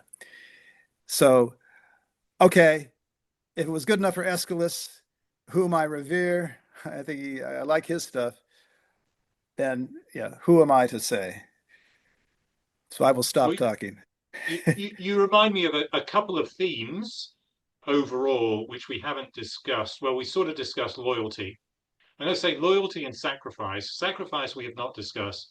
Loyalty is implicit in a lot of what we discussed. So we discussed women in the Odyssey are either faithful or not. When they're unfaithful, they tend to be murderous. Um, and loyalty can be mortal. For say Odysseus's mother, she dies. He meets her in the underworld, which is the first time he realizes that she's dead. And he says, "How did you die? Disease or wound or whatever?" And she says, "No, I mourned you to death." And there's that is the price of loyalty. So loyalty is valued in this work, particularly filial loyalty, so a son to a father. So Telemachus epitomizes filial loyalty, and then there's loyalty in the marriage, epitomized by Penelope, and then there's loyalty of the servants. So there are two particular servants who are loyal to Odysseus when he comes back. And that, by the way, there's a contrast we haven't mentioned where there's another servant who mocks Odysseus as a beggar. So when Odysseus is in disguise and he's wearing ragged clothes, he is repeatedly mocked by a particular servant who's going to lose his head later on because Odysseus, part of the vengeance here is having killed the suitors, he's going to purge the court and the household of disloyal servants and courtiers. He's going to kill them. So there's a lot of bloodletting going on to restore the order, which Homer is saying order must be restored. This is the correct order of things, and it must be restored. And a lot of people are going to die to make that happen. So loyalty, that's very clear. Now sacrifice, we haven't mentioned before, but often in this work, sacrifice is necessary. And a clearest example is those 6 sailors who have to be eaten up by what's her name? Scylla. Remind me. Scylla Scylla. or Scylla, yeah. Um, he is told that he's gonna have to sacrifice 6. It's not an accident that they're just sailing by and then 6 are taken. He is told if you go that way, you're going to lose 6 sailors and you can't do anything about it. He says, "Can I take up arms and kill Scylla?" And he said, "No, it's the only way you're going to get. You can't go into the whirlpool. You'll go down. Everybody will die. If you don't want everybody to die, including yourself, you're going to have to sacrifice six people." Yeah. And there are other occasions where sacrifice is necessary. He comes back with no other sailors. All his other sailors, his whole fleet is destroyed along the way. Partly it's their own fault. So when they kill the herds of the sun god, um, he's the only one who doesn't eat them or kill them, and therefore he's the only survivor. But there are other occasions where his own mistakes lead effectively to sacrifice, such as when he mocks the Cyclops, and then Neptune sends a storm, and lots of sailors are killed. I mean, he's kind of the leader you you don't want to have because you're going to die.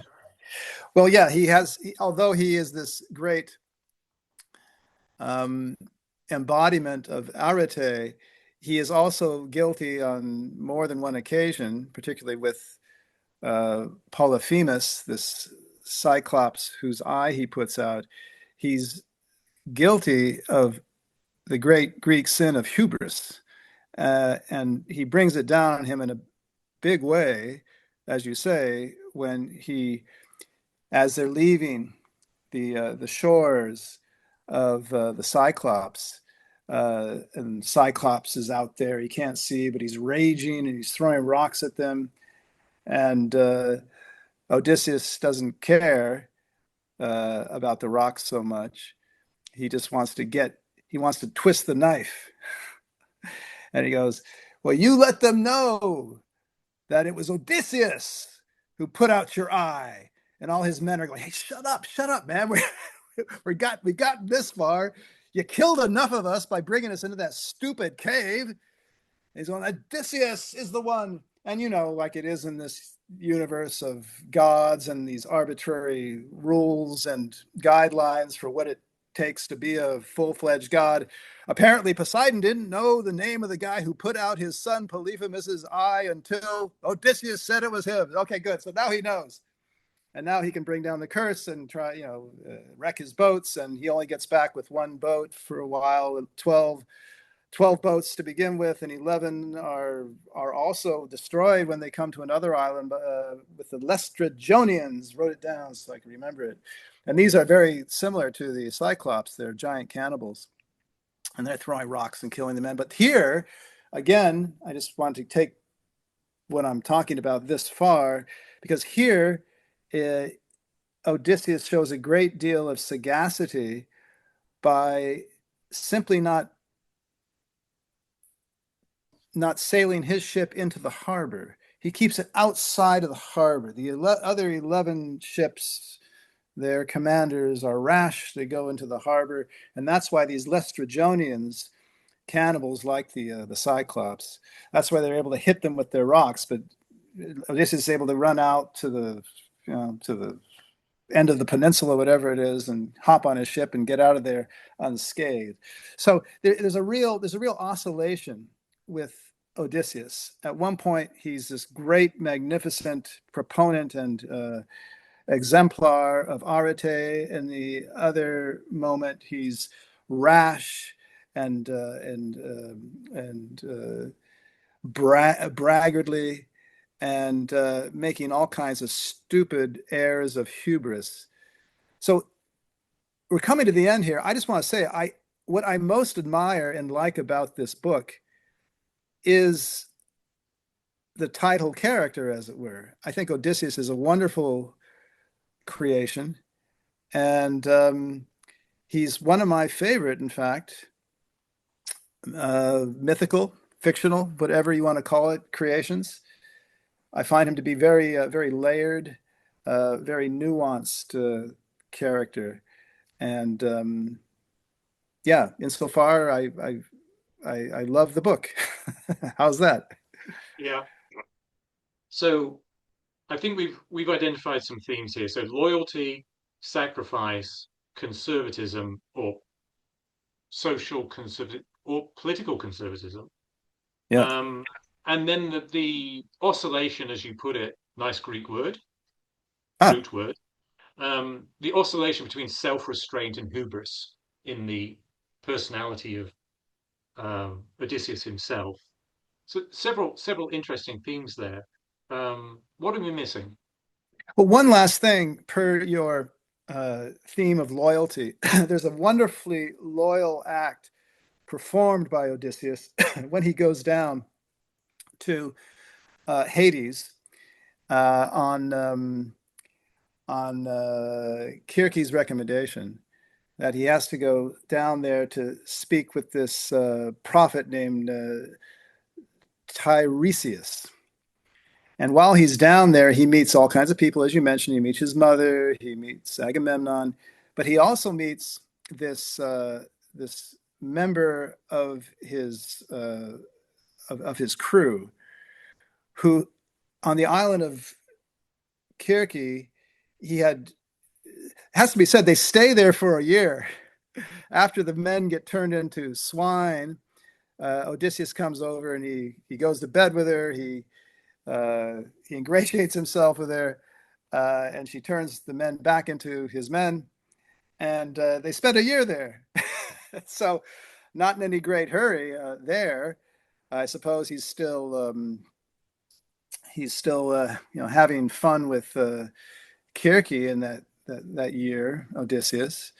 But at some point, one of his men gets drunk and he goes up on the roof, and then he wakes up all of a sudden in the middle of the night and he falls off the roof and kills himself.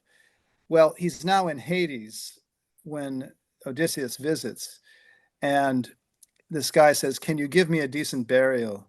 Can you take me up on the hill and stick an oar in my grave so that I will not forever be a shade in the no man's land of Hades," whatever they called it. That's how he meets him. And he says he will, and he does. He sails back to the island. At this point, he's full steam ahead, right, to get home. But no, he goes back to the island and he gives his crew member a decent burial. I think that's a very good example of Odysseus's personification of that trait of loyalty that you mentioned. Yeah, well, that particular character is interesting because when Odysseus meets him in the underworld, he does weep for him and he agrees to build this tomb. But in the previous book ends with him described, in my translation at least, he's described as an idiot. Uh, Yeah, so he, uh, yeah. a youth there was, Elpenor was he named, not much for sense, not much for courage famed. Yeah. and he's stupid enough to get drunk and fall off the top of the tower. Um, Yeah. and and yet and yet, once confronted with Elpenor in Hades itself, Odysseus has empathy and agrees to the to what is actually a quite a burdensome commitment. They have to sail back to that island. They have to build a pyre. They have to burn his body, and then build, with it, presumably out of stone, build a tomb for him. So it's quite a commitment that is made Yeah. in Hades. Yeah. But like I say, that's a very good example of his loyalty. His loyalty to his men, even in death. He will not shirk that duty. Except, I mean, that is intent. It is in tension. Two words. It's in tension with sacrifice. So he does sacrifice sailors. I mean, it's like he's a war leader. So when he takes people to war, he knows he's got people are going to die. So that's he knows he's not picking anybody in particular. He knows people are going to die. The case of him sacrificing six sailors to Scylla is much more explicit. He is told he actually hides this from them. This is where it's important. He is told by the nymph, "You're going to have to sacrifice six sailors." When he approaches the navigation between the whirlpool and Scylla, and he is told by the nymph to err towards Scylla because you don't want to go down the whirlpool. The Homer tells us explicitly he, Odysseus, chooses not to tell the sailors six of them are going to be sacrificed. You know, he makes that choice for them, which is, you know, I would what you could say, what on earth else is he going to do? You know, he's been given no choice, but it's his intention with this loyalty, his loyalty to his men, a vertical leadership, as it's called, right? Right. Yeah. I feel less unkindly toward him than perhaps you do, Bruce. I think you answered the question yourself. What else is he going to do? You What know, he's else are going you to going to do? scare their Yeah, pants off, and have them abandon ship before they even get going. He needs the rowers. yeah. Uh, so, I mean, there's the In example that, of the, yeah. yeah. No, go ahead. I'm sorry. I didn't mean to interrupt you. I just want to say there's the example of the sirens, where he gets instructions. Uh, who is it from? Is it from? Yeah, it's from Kirke again. Yeah, Yeah. uh, that he's going to be encountering the sirens, and that you know he can save his crew by doing this thing with the wax in the ears. Okay, that's not a selfless act, but he wants to get the boat past the sirens, and he's going to be listening himself, right? He's going to leave his ears unwaxed so he can find out what all the excitement is about with these sirens. And they tie him to the mast, and he cries to be released. He wants to jump ship and swim out to the island and get close to that beautiful melody. And the more he pleads for them to untie the ropes, the more the men tighten the ropes. I mean, he's taking care of his ship there. You know what I mean? He's making sure that they all get through unscathed. There's no monkey business there. Now you're asking yourself again, what would he do otherwise? He got the explicit advice from Kirke, but he within his own parameters of wanting to experience as much adventure personally as possible. It seems like that's his agenda. He's trying to get his men through, and yeah, I don't know. It seems to me that he's not a negligent commander, uh, but yeah, that's all I Well, have to say. yeah, I mean, I was going to say at the same time he has leader privilege in that particular instance. He is the one who chooses for himself that he's going to be the only man in the whole world to ever listen to a siren song and not die. So Yeah, it's a privilege. He takes that privilege. So that's a privilege of leadership. So he does sacrifice for his men. He's very brave. He's prepared, like in the case of going to save the men, the sailors who've been turned into hogs. He goes off on his own, and actually, there's that mutinous sailor who says, "Please, Lord, don't go. yeah, you're going to die.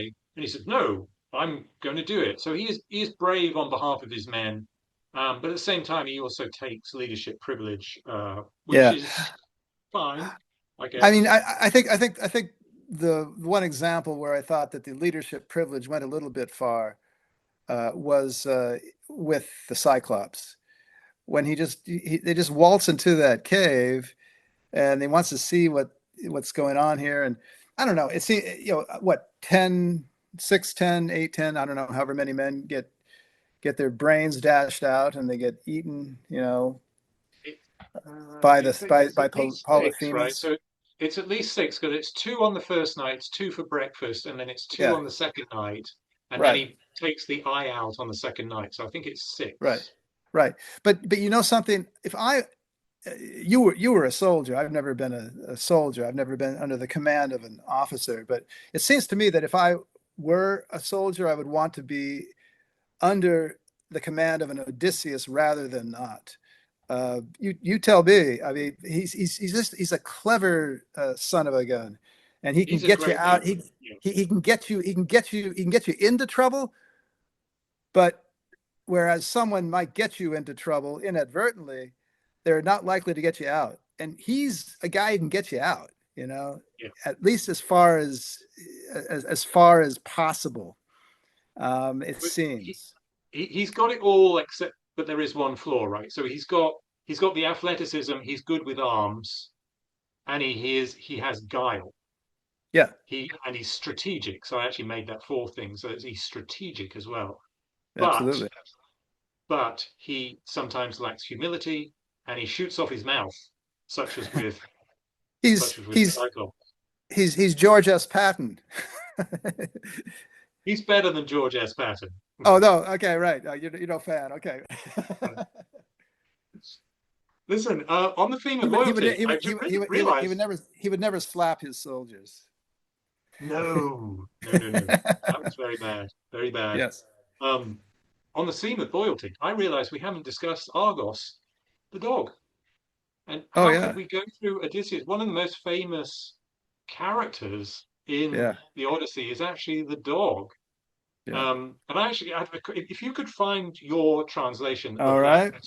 theme, Remind me what while you book that. find it, Remind me that book. um, What book it's that's in? book 17:17, Okay, and it's 17. where it's Yeah. where Ulysses, Odysseus approaches the palace for the first time, and he's with Eumaeus, his servant Eumaeus, the shepherd. Um, and while you find it, I actually have a question for you. There's a question of interpretation in this scene What did you? because the dog What book? What? Excuse me. 17, 1 Book 7, was that again? Once more. 7. 17, 17. Okay. Yeah. Got it. yeah, All right. and Yeah. he's with Eumaeus, and they walk to the city. It's quite far into the book.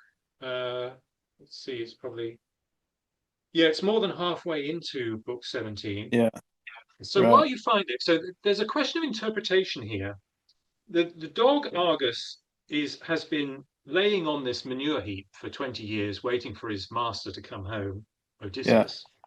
Odysseus walks up disguised as a beggar. Argos recognizes Odysseus and then dies. Yeah. And in the translation I have, it suggests that Argos tries to come towards Odysseus, but Odysseus is mindful of staying in disguise, and does not go towards the dog. And the dog is feeble, and then the dog dies, and it's almost like um, the dog dies out of heartbreak because his lord finally comes home, and his lord doesn't touch him or make a fuss of him. And I'm curious if your translation reads the same way. Okay, I got it. Here we go. It's somewhat extended, but I'll read it briskly. Yep.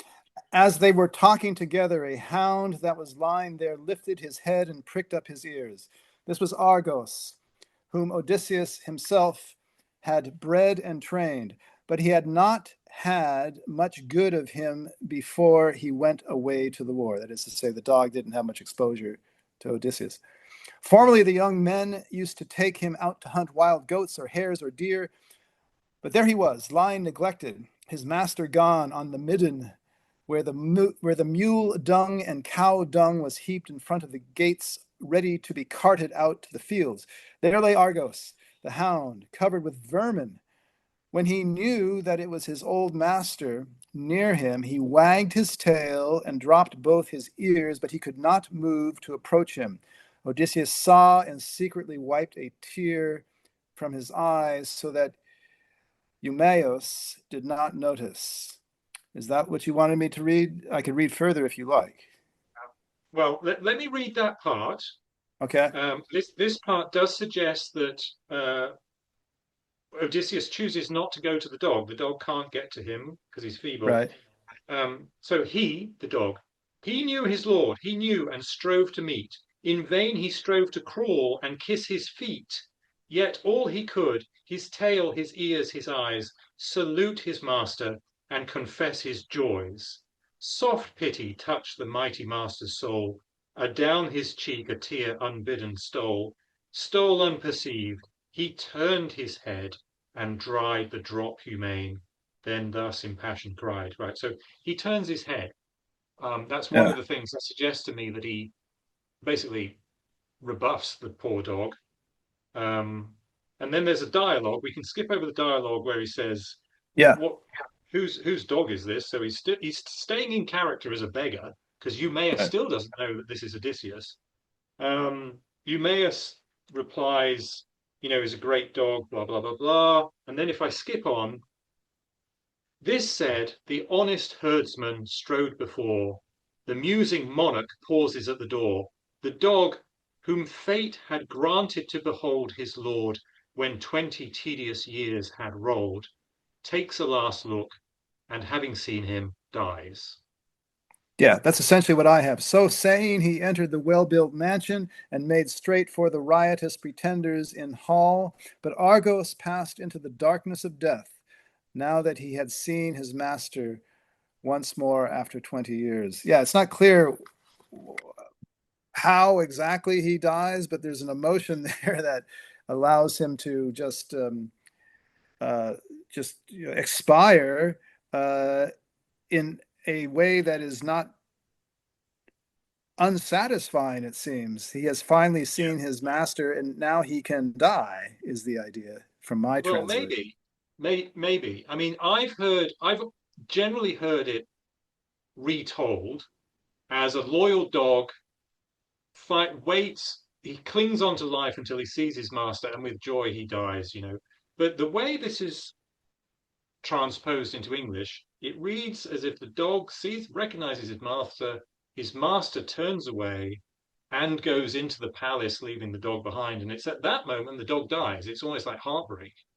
Ah, I see. I got it. I got it. Well, my translation doesn't necessarily convey Odysseus turning away, um, because uh,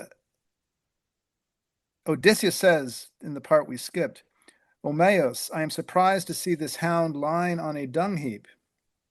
He looks a fine animal. So they're talking about him and apparently looking at him. But of course, I don't know if he has speed to match his looks, or if he is just one of those table dogs a man keeps, something for the master to show off. Now, are you saying that this is a disingenuous query No, on Odysseus's part, no, no, that no, he no, knows it's no. his dog? I agree. Odysseus is genuinely moved by the dog, Mm-hmm. and he recognizes the dog. They recognize each other. The trouble is, the dog tries to go to Odysseus but can't make it. He's physically incapable of getting there. Yeah, Odysseus doesn't go to the dog.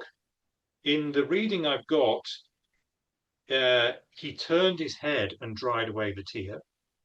And then he has this discussion with Eumaeus, and then he goes to the palace. And yeah. the mutant monarch pauses at the door, and the dog takes a last look and dies. So there is this separation between they recognize each other, but Odysseus doesn't go to the dog. The dog Well, can't get to him. well, the key is that Odysseus is still in the guise of a Yes, stranger, so he yes. can't he can't he can't I think blow so. his cover. So I he think it's has to, another tragedy. Yeah, it's another tragedy of being in disguise. He right. has to he has to dance around his wife. He has to deceive his servants, his loyal servants. He has to deceive his son for a while, and he has to ignore his dog, and his And dog because we, dies.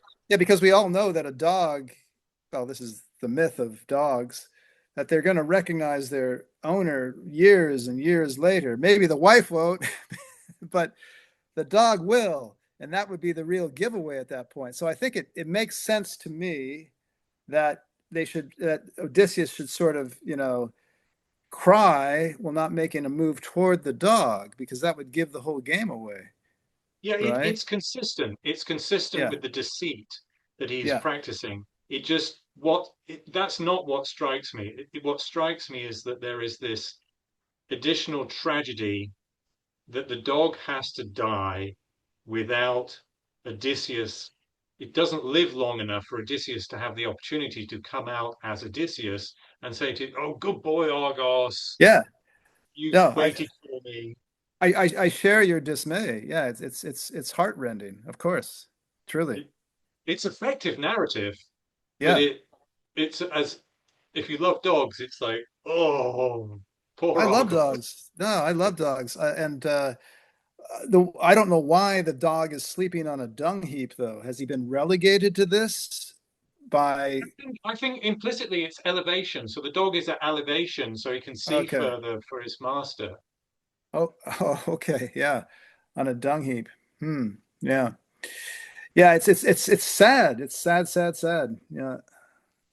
It's effective. I mean, you've got to praise Yeah. Homer for pathos, to use Oh, another great absolutely. word. Oh, there's great pathos. I just don't like to be hit over the head with it, But this was a very brief little moment where I felt real compassion for a fellow creature. Yes, I did. Yeah. Yeah. All right, Kevin, we Yeah. have had a great discussion. Yes. What have we missed? You know, let's go back. I've got to give you opportunity to bring up I will anything say we missed. I will just say one last thing. It's a passage I wanted to read. I Yeah, picked it out, and I didn't get an opening to do it really. Um, it's from again. I mean, this is my favorite scene, isn't it? Uh, every boy's favorite episode with the Cyclops. I mean, yeah. that's when I was a kid. I loved that episode. I still love it. Um, but there is more substance to the episode than just having this uh, David and Goliath contest. What I want to read here is where Homer, is it Homer? No, it's Odysseus himself, in fact, again, telling of his adventures to the Phaeacians. And he says, we came next to the Cyclopeans, the goggle eyes, right? They say, my translation is goggle eyes, because if you mention the Cyclops at that time, it was understood that they were one-eyed. So the translation is goggle eyes, a violent and lawless tribe. They trust to providence and neither plant nor plow, but everything grows without sowing or plowing. Wheat and barley and vines, which bear grapes in huge bunches, and the rain from heaven makes them grow of themselves. These Cyclopeans have no parliament for debates and no laws, but they live on high mountains in hollow caves. Each one lays down the law for wife and children, and no one cares for his neighbor. So these are wild savages who know no law. And as I read that this time around, I immediately thought of that great epitaph, right, to to the commander of the Spartans. Remind me of his name at Thermopylae, where he is his epitaph. Leonidas. Leonidas. Leonidas, thank you. I was going to say Gerald Butler, but Leonidas, yes. Um, He was a good Leonidas. it looked great. Looked great in that armor. Leonidas's epitaph is, "O wayfarer, he that sees this grave, tell him that here lies one who died in obedience to Sparta's laws." Something like that, right? So the Greeks were great believers in law, as you said earlier, order, right? And in the Athenian case, it was a democratic order, right?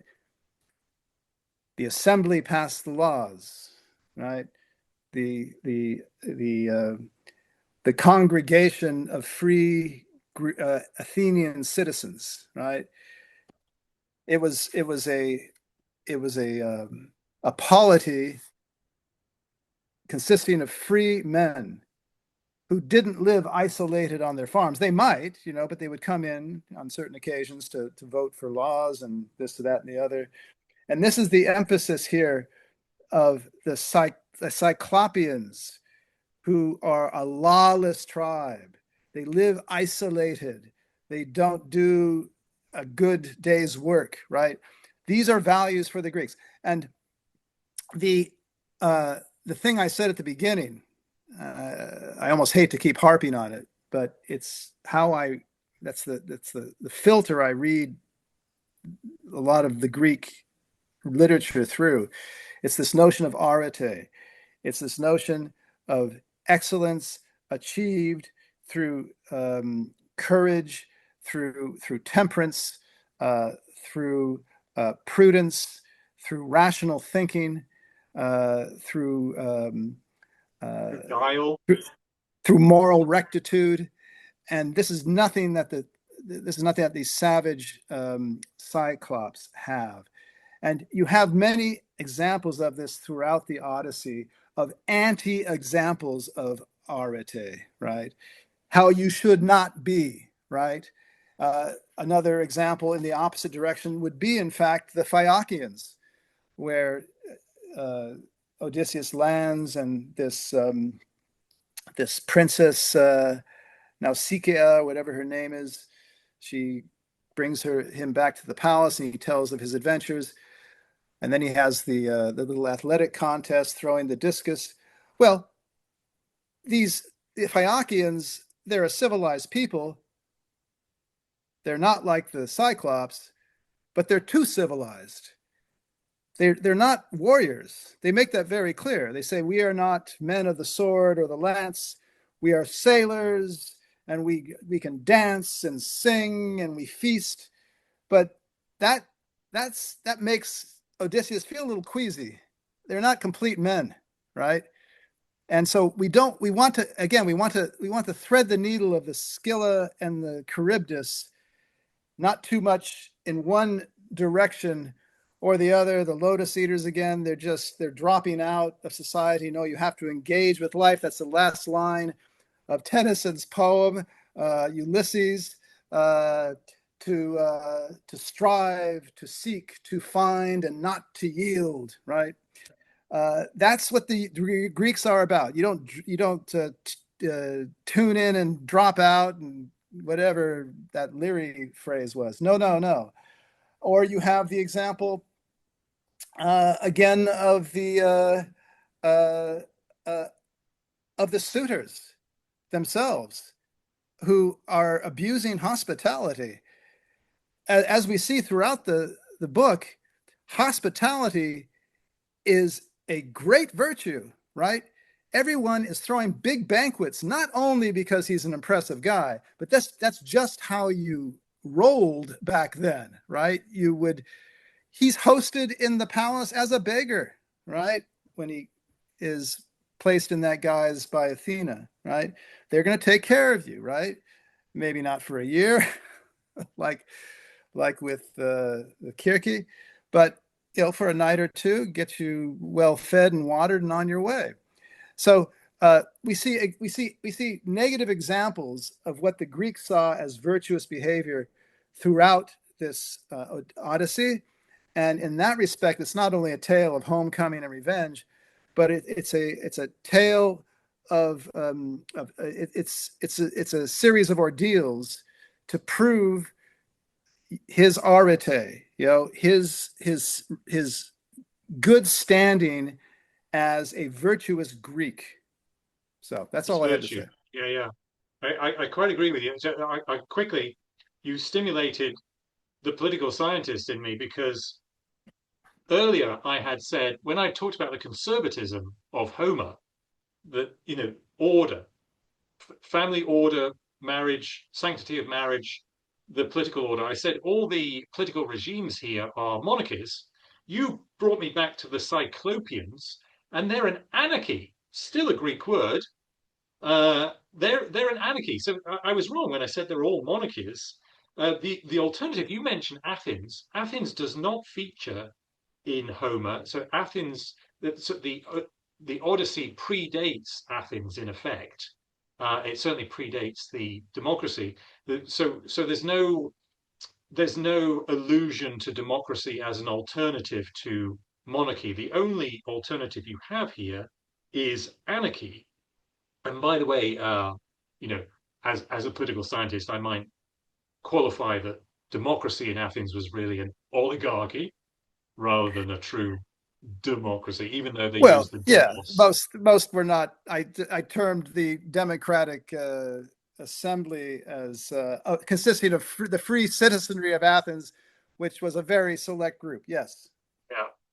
I just want to say, Bruce, I wasn't implying, of course, that there was democracy in Athens in the 8th century. There wasn't. No, No, that only I, came in the late 6th century, Cleisthenes and everyone. So I know that, but it's just the idea that the Greek city-state, right, is something that is a polity where you participate and you are a contributing member of your society, which is the opposite of these That's cyclops. true, and we should mention that even the non-democracies, which is most of the Greek city-states, they had a form of participation, political participation. So a good example is Sparta or Laconia, where citizens could show up to meetings and they could shout, and it was a form of voting where the loudest shout carried the day.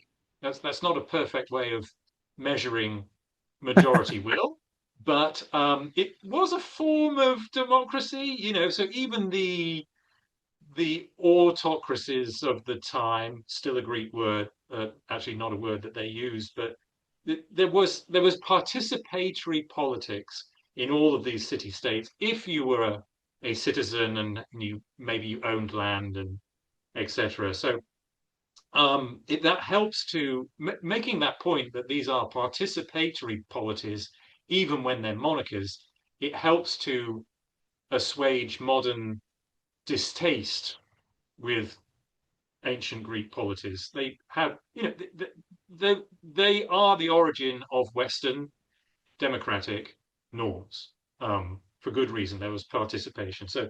Um, so you did stimulate me. Going back to the Cyclopeans, it's interesting for me as a political scientist that Homer chooses to make the Cyclopeans the worst of all peoples. So they eat men, and they are politically the worst of all people. They have no laws. They are laws to themselves. They're basically anarchists.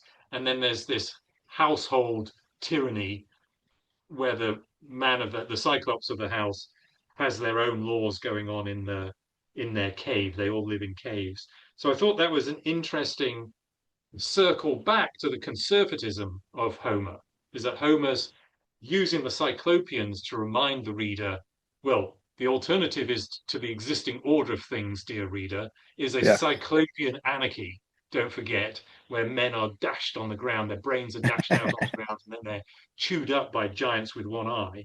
And that leads me to a comment about the middle part of this work as a whole, which I hadn't mentioned. It often occurred to me as I was rereading it. It reminds me of Gulliver's Travels. The middle part of his journey. So when he leaves Troy, when we finally get to learn what happened to Odysseus and his colleagues, comrades when they leave Troy, is basically they go from strange island to strange island, and they learn Yeah. about very odd peoples and very odd societies, including the Cyclopeans.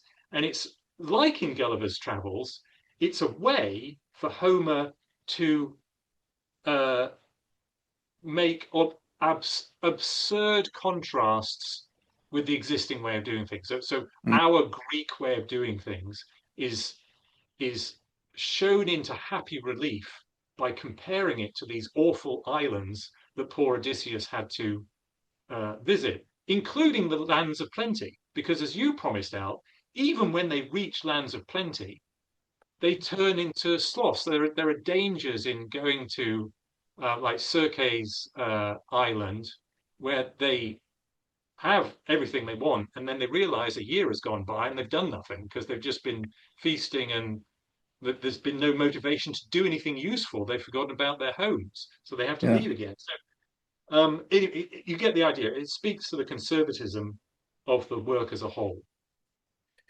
Yeah. And do you think that Swift might have used the Odyssey as a model?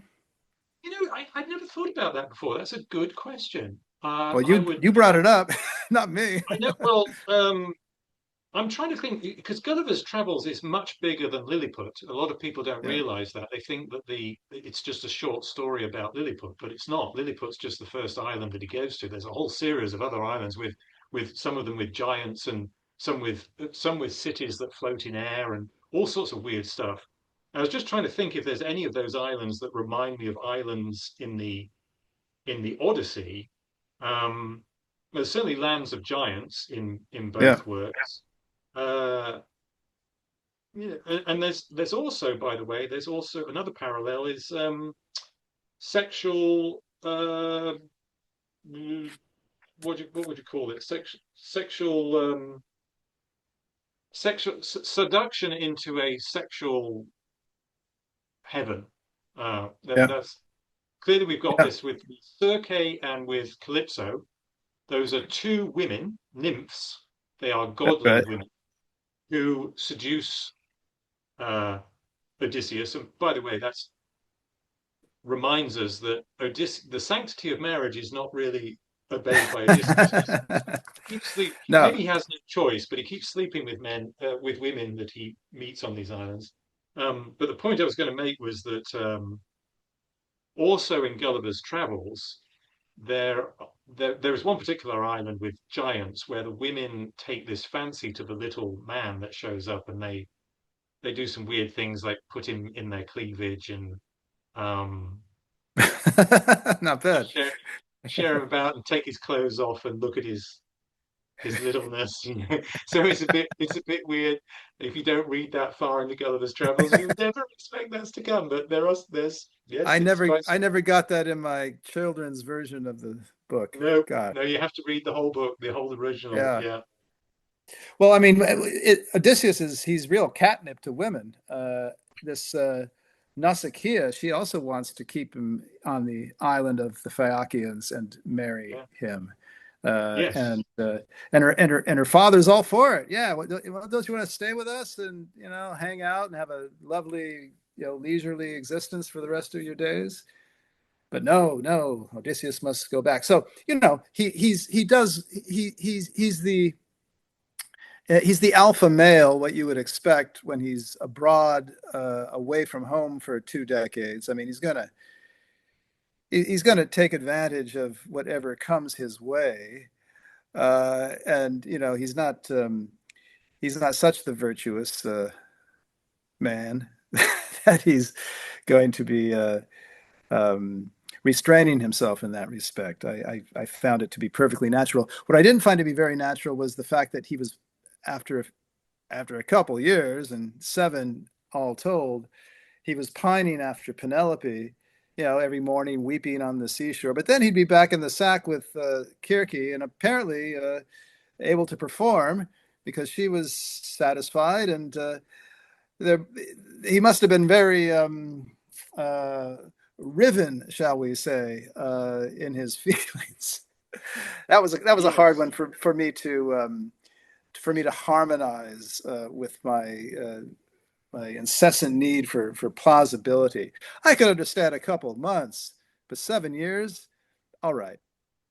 Well, with Circe, Circe is an interesting one because Hermes, remember, helps him to defeat Circe by giving him this leaf that neutralizes the potion that she plies him with.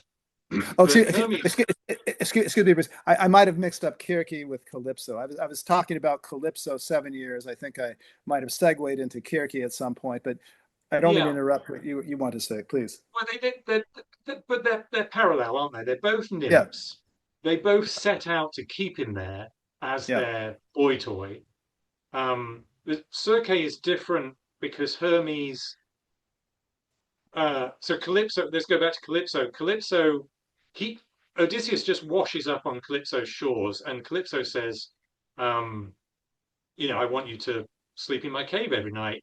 And she's not going to help him leave until Hermes shows up on orders of Jupiter, Zeus, and says, you've got to let him go. And at that point, she helps Odysseus to build a ship and put stores in it, and he's able to leave. So he's sort of a prisoner. So that one's different. He washes up there. He doesn't choose to be on that island, and he's sort of a prisoner of hers. But Circe is different because he takes up arms to rescue his fellow sailors. Uh, and Hermes stops him and says, look, you need this drug to uh, counter the potion she's going to give you. And this is what the plan should be. You defeat her, and then you make her swear a vow that she's not going to do any other tricks on you, and then you take her to bed. So Hermes says that to him as that's the plan. Take it yeah, at that point. Once you've got her to swear this vow, she's going to want to sleep with you, and you consummate consummate the bargain. And so at that point, it's now he's got a plan, right? Odysseus is making a choice. He's making a choice to. He knows it's going to happen, and he goes through it. I mean, he could have said because he disobeys the gods on other occasions. So when he's sailing past Scylla, Circe says to him, "Don't try to fight Scylla. You'll just make it worse." But he does take up arms, and he does. It doesn't work, but it's an example of him disobeying the gods. So when he's got he's defeated Circe's potion, and then he um, he does get her to swear this vow to the gods that she's not going to try to do any more tricks on him. He could have said, "Okay, that's it. I'm leaving now," yeah. but He he could have. doesn't. He No, goes no. up to the chamber. Homer says, and he climbs up to her chamber, and then he spends a year banging her, Yeah, and he forgets about Penelope. Um, now, on the other yeah. side, you can cut in, but on the other side, No. we haven't mentioned that although he certainly chooses to go to bed with Circe, he does choose to leave both of them, and he's given an opportunity by Homer to explain why, where Calypso says to him, why on earth would you leave me? I am immortal and I could make you immortal, and this island is full of plenty. You could have a Yeah, wonderful life here. We're already banging. Why don't we keep a good thing going? And he says, you're right, you're beautiful, you're immortal, it's all very tempting, but my wife is wise. She's wise in a mortal way. So that's an interesting virtue, I suppose, where a man, this man, even though his congress with Calypso and Circe is very sexual, he doesn't express any admiration for them. He does admire Penelope in a very mature, non-sexual way. She's beautiful. We hear that about her later in the writing, but he admires her most because she's wise, and actually she has guile like him, so they're very yeah, compatible. She has guile with the way she treats the suitors, right? So she tricks the suitors into making gifts to her by saying, "You're eating all my things, and if you really want to win my hand, you'll have to give me gifts." And they all rush away to give her gifts. And this is an example of her, as Homer gives it. There's an example of her guile. So they are compatible. The husband and wife, they are compatible. And it reinforces the sanctity of marriage, but it also explains to us, gives us a reason to believe this marriage is strong, that there is reason behind the Yeah. strength of this marriage. Yeah. And that was a very important uh, part of a virtuous man. It is to use your intelligent reasoning to navigate your way through life. And so obviously he's not just falling prey uh, indefinitely to his lustful urges. He wants to get home at a certain point. But I have to go back to my Calypso with 7 years. That's a long time to not give way. That's a long time to give way to your urges and then just finally say, well, I guess not. The idea is he's being kept prisoner, Bruce, but at the same time, he apparently is performing. That's what I'm saying. And if he's so if his heart is so if he's pining for his Penelope, I don't know. I mean, I think at a certain point, a guy would just like, oh, come on. I mean, I can't do it anymore, baby. This is just too much. I love you. You're a lot of fun, but we're going on our eighth year here. Do you mind? I'd like to get home. So I wouldn't call him so virtuous in that respect. But with Kierke, I should think so. Yeah. I mean, he did want to get home Oh, with the Calypso the entire time, but he's right. performing apparently. In fact, the night before he's to go off he's to leave forever, they hit the sack and he performs. So it's just a kind of a logistical question for me at a certain point. How much can you really be in love with your wife if? But I'm not Yeah. coming down too hard on him because she, out of sight, out of mind. I understand that, and it's been so long, and maybe she's not even alive anymore. Okay, I understand all those factors, but I think your case is a stronger one with Kierke as opposed to Calypso. Well, it is almost satirical the way Homer sets up this juxtaposition between him crying on the beach all the time and And then that night he him goes back to the cave. Yeah, banging. Yeah, they're back in the cave each night banging.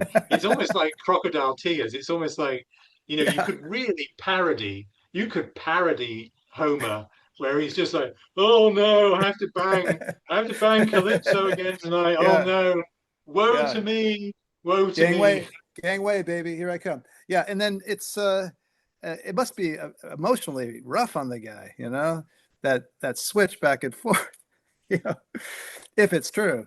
Anyway, yeah, it's right rife for satirical treatment. Yeah. Well, we should write that script. All Yeah, right. I think we should. Yeah, let's do it. All right. Last chance. Last chance. What have we missed? No, that was it. I just wanted to make clear that I think this is a gauntlet he runs, an obstacle course of negative examples of what it is to be a Greek, to be a virtuous man in this time and place.